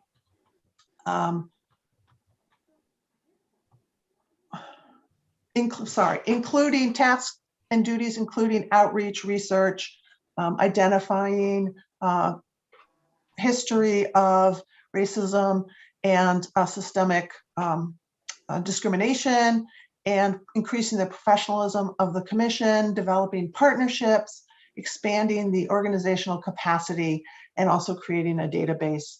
Unlike 1034, which the committee voted, this bill does not amend the current statute. It's done through what's called unallocated law. So it won't appear in those red books, which is the allocated law. And this task force has to report back to this committee, as I said, in January of 2022. And that is the end of my analysis. I apologize for stumbling through that a bit. Any questions? No, thank you very much. Representative Toole. Thank you, Mr. Chairman. And I do remember the bill that we dealt with last week, and I do think there's a lot of overlap. I guess where I'm at is I think an observance day is a great idea. I think it's a good place to start from. Giving the commission the ability to accept grants and donations to help advance that is a great idea as well. But I think within the other bill that we just brought up, I think we already, the commission would have the broad oversight broad ability to convene subgroups and facilitate that education. And I don't necessarily think we need a task force, but I would certainly be open to having the commission report back to us to see their progress on raising awareness of Reverend Johnson and Mr. Johnson. So okay. I would suggest that we amend this accordingly to do the observance day, but to take out the task force, but still give the permanent commission the ability to raise funding if they so need to further the mission. Representative Matlack. Yes, sorry about that. I was going to respond, but Representative Talbot Ross is here, and probably she could explain about the responsibilities for the task force and what this bill is contemplating for an observance of James Weldon Johnson Day.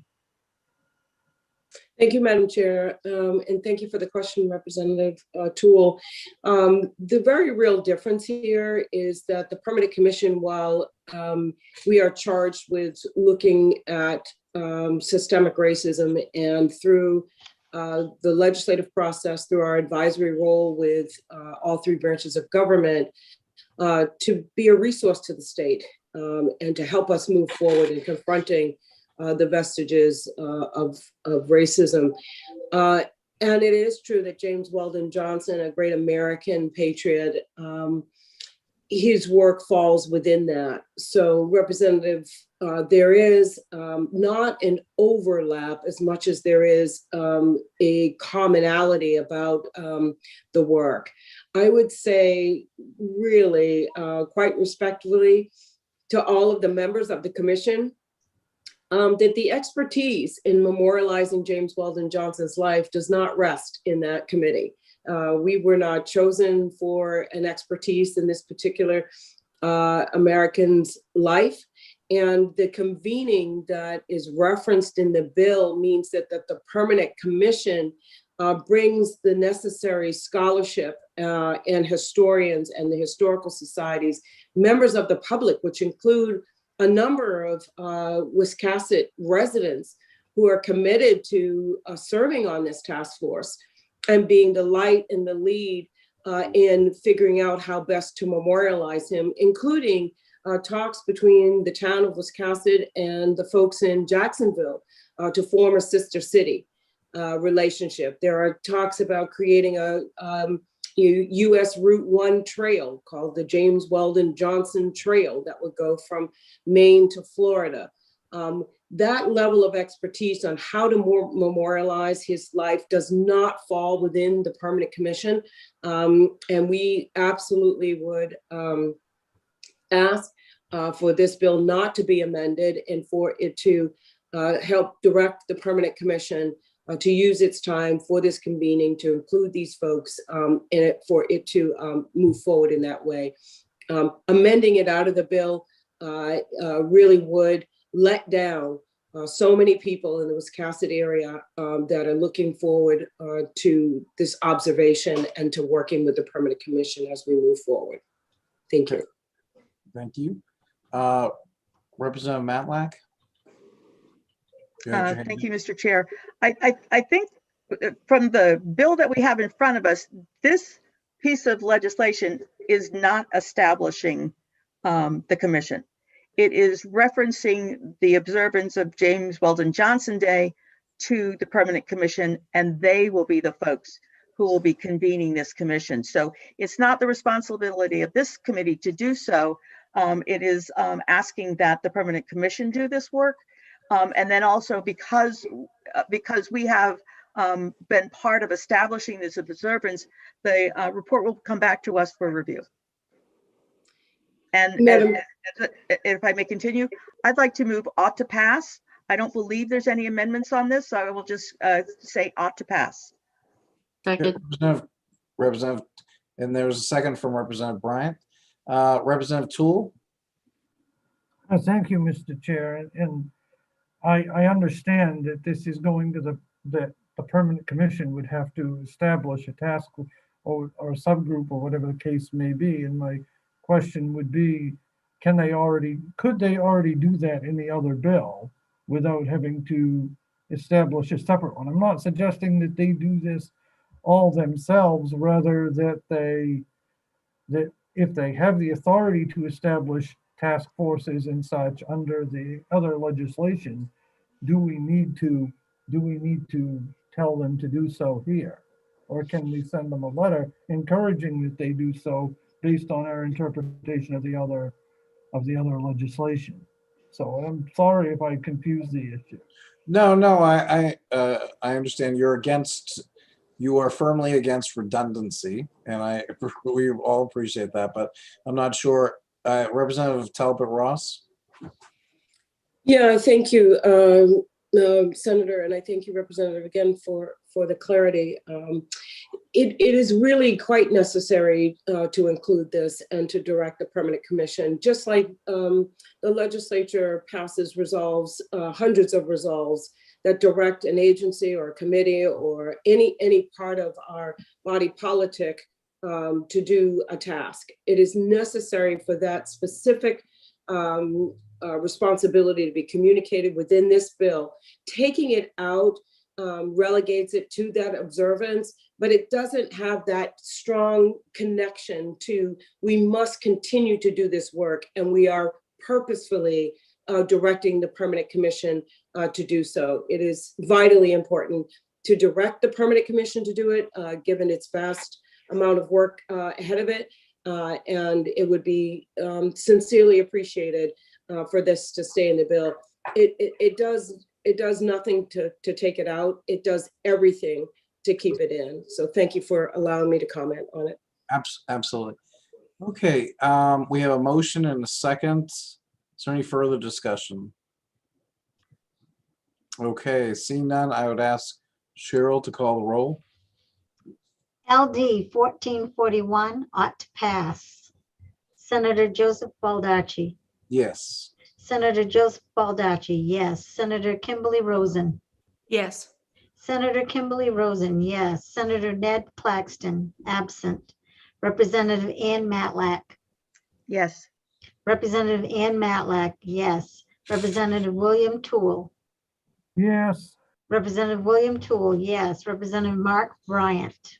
Yes. Representative Mark Bryant, yes. Representative Randall Greenwood. No. Representative Randall Greenwood, no. Representative Sean Paulus, yes, absent. Representative Francis Head. Yes. Representative Francis Head, yes. Representative Donna Dorr. Yes. Representative Donna Dorr, yes. Representative Walter Reisman. Yes. Representative Walter Reisman, yes. Representative Kathy Downs. Yes. Representative Kathy Downs, yes. Representative Lynn Copeland. Yes. Representative Lynn Copeland, yes. That is 10 yes, 1 no, and 2 absent. And the no is, Not to pass. Okay, so Thank you. Thank you all. thank you very much, Representative Ross. Our next two items are HP 467 and HP 438. We will go to our analysts to Thank you. present on those issues. Thank you, Mr. Chair. So I did provide 2 analyses on these bills, but a lot of it is applies to both. So I am going to pull up 467 because that's the first number that Senator Baldacci said. So 467 is a joint resolution to making an application to the Congress to call an Article 5 constitutional convention to propose an amendment to the Constitution to limit fiscal restraints in the federal government, limit the power of and jurisdiction of the federal government, and to limit the terms of office for federal government officials and members of Congress. HP 438 is similar, but it only asks for a constitutional convention to limit the terms of office of government officials, of members of Congress.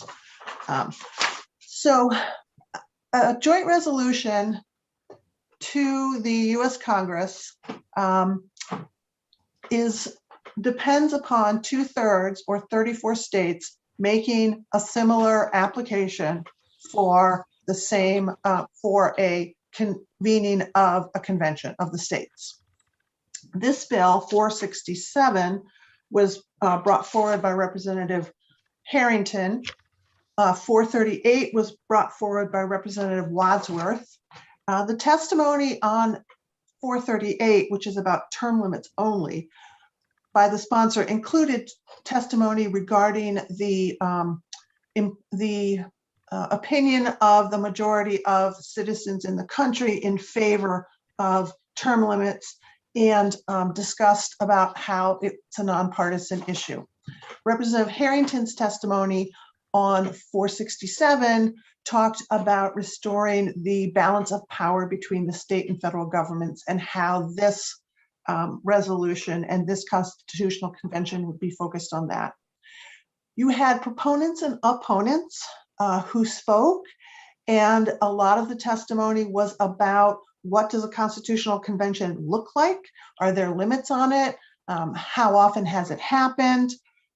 We've had similar bills in state and local on constitutional conventions, and there's a common theme, which is that there are experts who have differing views on a constitutional convention and what it would look like, and it hasn't, it's not a common event, so there's a lot of question on that, and I will just leave it at that there was a lot of discussion on the pros and the cons. The committee did ask that some of the people who spoke, Ken Quinn, Rita Peters, David Super, who was the Georgetown professor, and I'm not sure who else are in the waiting room. So those experts and people who testified are available if the committee has questions about constitutional conventions and the details.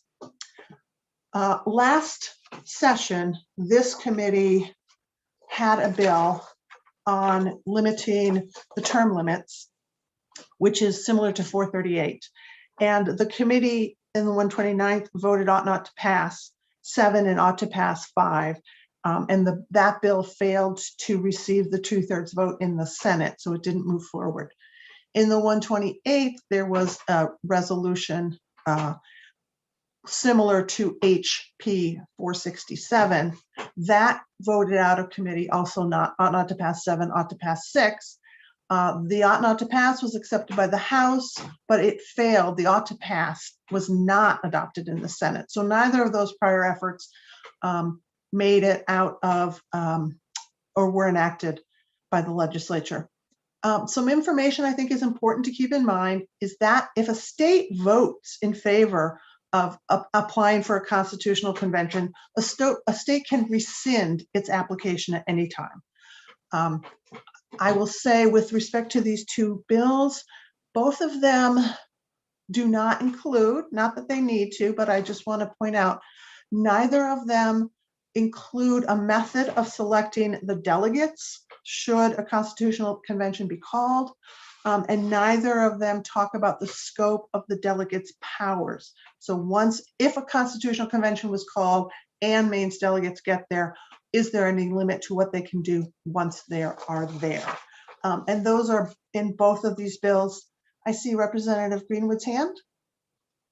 Yeah, if I'm not mistaken, I think Ken Quinn had made reference to that, and maybe he could be brought in to answer that question on what you just said about the scope. Yeah, we might as well have anybody who's here on that come in. Obviously, they're gonna have to be muted unless there's a question for them, but it'd just be easier than going back and forth. And if I may, Mr. Chair, my point is only that the bill could include language that says what the delegates could do. That was my point. My point wasn't what can happen in the convention, just that if the committee moves forward, something you may want to think about is, do you or don't you want to specify? Okay. Thank you. Okay. Did you, Representative Greenwood, did you have a specific question that you wanted answered? Yeah, I just think, I was wondering if maybe either Mr. Quinn or Ms. Peters could respond to Lynn's last point and just determine if there's an amendment that might need to be made or a notation that might need to be made. So my question, I guess, would be for either Mr. Quinn or Ms. Peters, either one. Mr. Quinn or Ms. Peters, who wants to respond? I'll defer to Ms. Peters on that one if you'd like. Sure. If I understand the question correctly, Mr. Chairman, the question is as to the necessity of including the specific procedures for selecting and instructing commissioners to the Article 5 convention. Is that correct? That's my understanding. Okay, thank you, Mr. Chairman. What I can tell you is that most of the states have taken a bifurcated approach to that.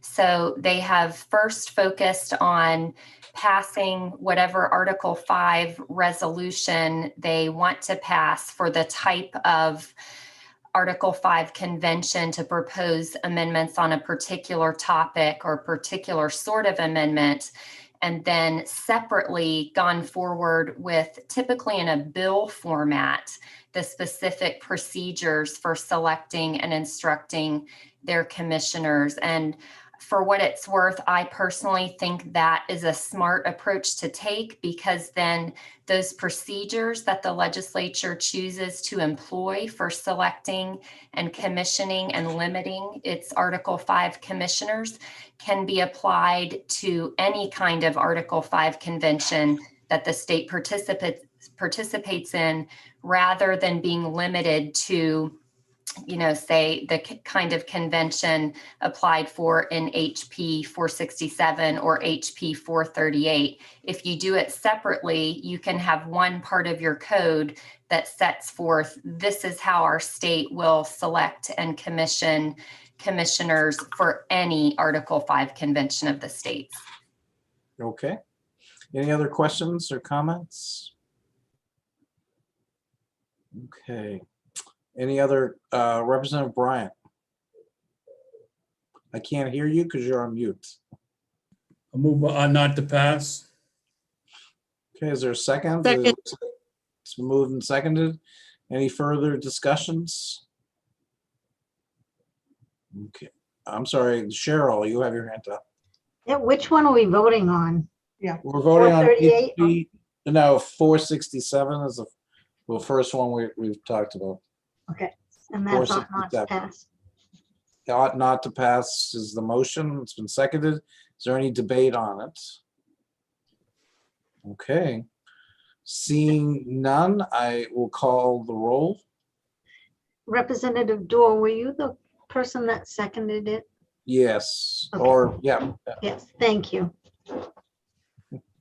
That's a tough word, seconded it. So the motion is ought not to pass, correct? Right, right. LD HPO 467 ought not to pass. Senator Joseph Baldacci. Yes. Senator Joseph Baldacci, yes. Senator Kimberly Rosen. Yes. Senator Kimberly Rosen, yes. Senator Ned Claxton, absent. Representative Ann Matlack. Yes. Representative Ann Matlack, yes. Representative William Toole. Yes. Representative William Toole, yes. Representative Mark Bryant. Yes. Representative Mark Bryant, yes. Representative Randall Greenwood. No. Representative Randall Greenwood, no. Representative Sean Paulus, absent. Representative Francis Head. Yes. Representative Francis Head, yes. Representative Donna Dorr. Yes. Representative Donna Dorr, yes. Representative Walter Reisman. Yes. Representative Walter Reisman, yes. Representative Kathy Downs. Yes. Representative Kathy Downs, yes. Representative Lynn Copeland. Yes. Representative Lynn Copeland, yes. 10 yes, 1 no, 2 absent. Minority report. Ought to pass. Thank you. Okay. And then the next item is HP 438, which is specifically limited term limits. Lynn, did you have additional analysis? I don't, but if I could just ask Representative Greenwood if there is a fiscal note on his ought to pass. Is he all right if it's amended to ought to pass as amended? Or would he like Yes. me to come back? Okay, thank you. Thank you. And Senator Baldacci, I did not really have additional analysis. I think that the analysis applies to both. Okay. Is there additional discussion or questions about HP 438? Representative Matlack, did you have your hand up?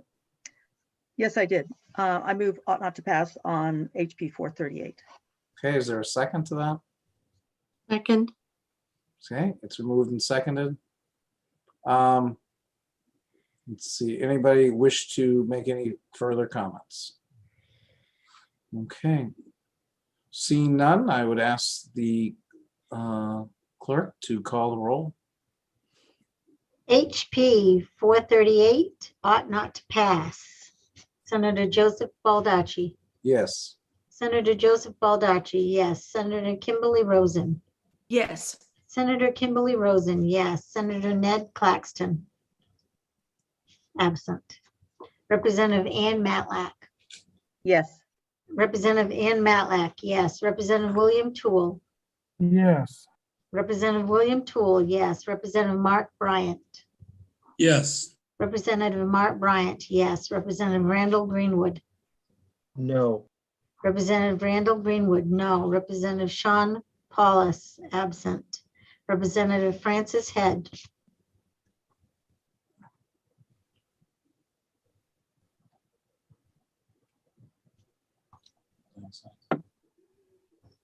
Yes. Representative Francis Head, yes. Representative Donna Dorr. Yes. Representative Donna Dorr, yes. Representative Walter Reisman. Yes. Representative Walter Reisman, yes. Representative Kathy Downs. Yes. Representative Kathy Downs, yes. Representative Lynn Copeland. Yes. Representative Lynn Copeland, yes. 10 yes, 1 no, 2 absent. Minority report.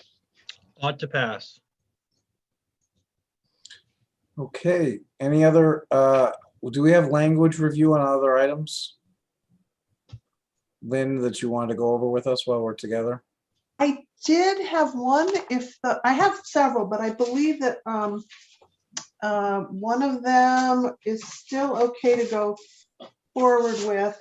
Well, actually, I don't know if Representative Talbot Ross is still with us. I had prepared 1034 for language review, but she had asked to make a few word changes, so I guess that one's not ready. And then 1017 was Representative Toole.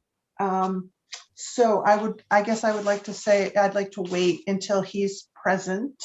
So I don't have anything else for you. Okay, any other comments, anything else we need to look at or do? Don't see? Oh, I'm sorry. Oh, no, go ahead, Cheryl.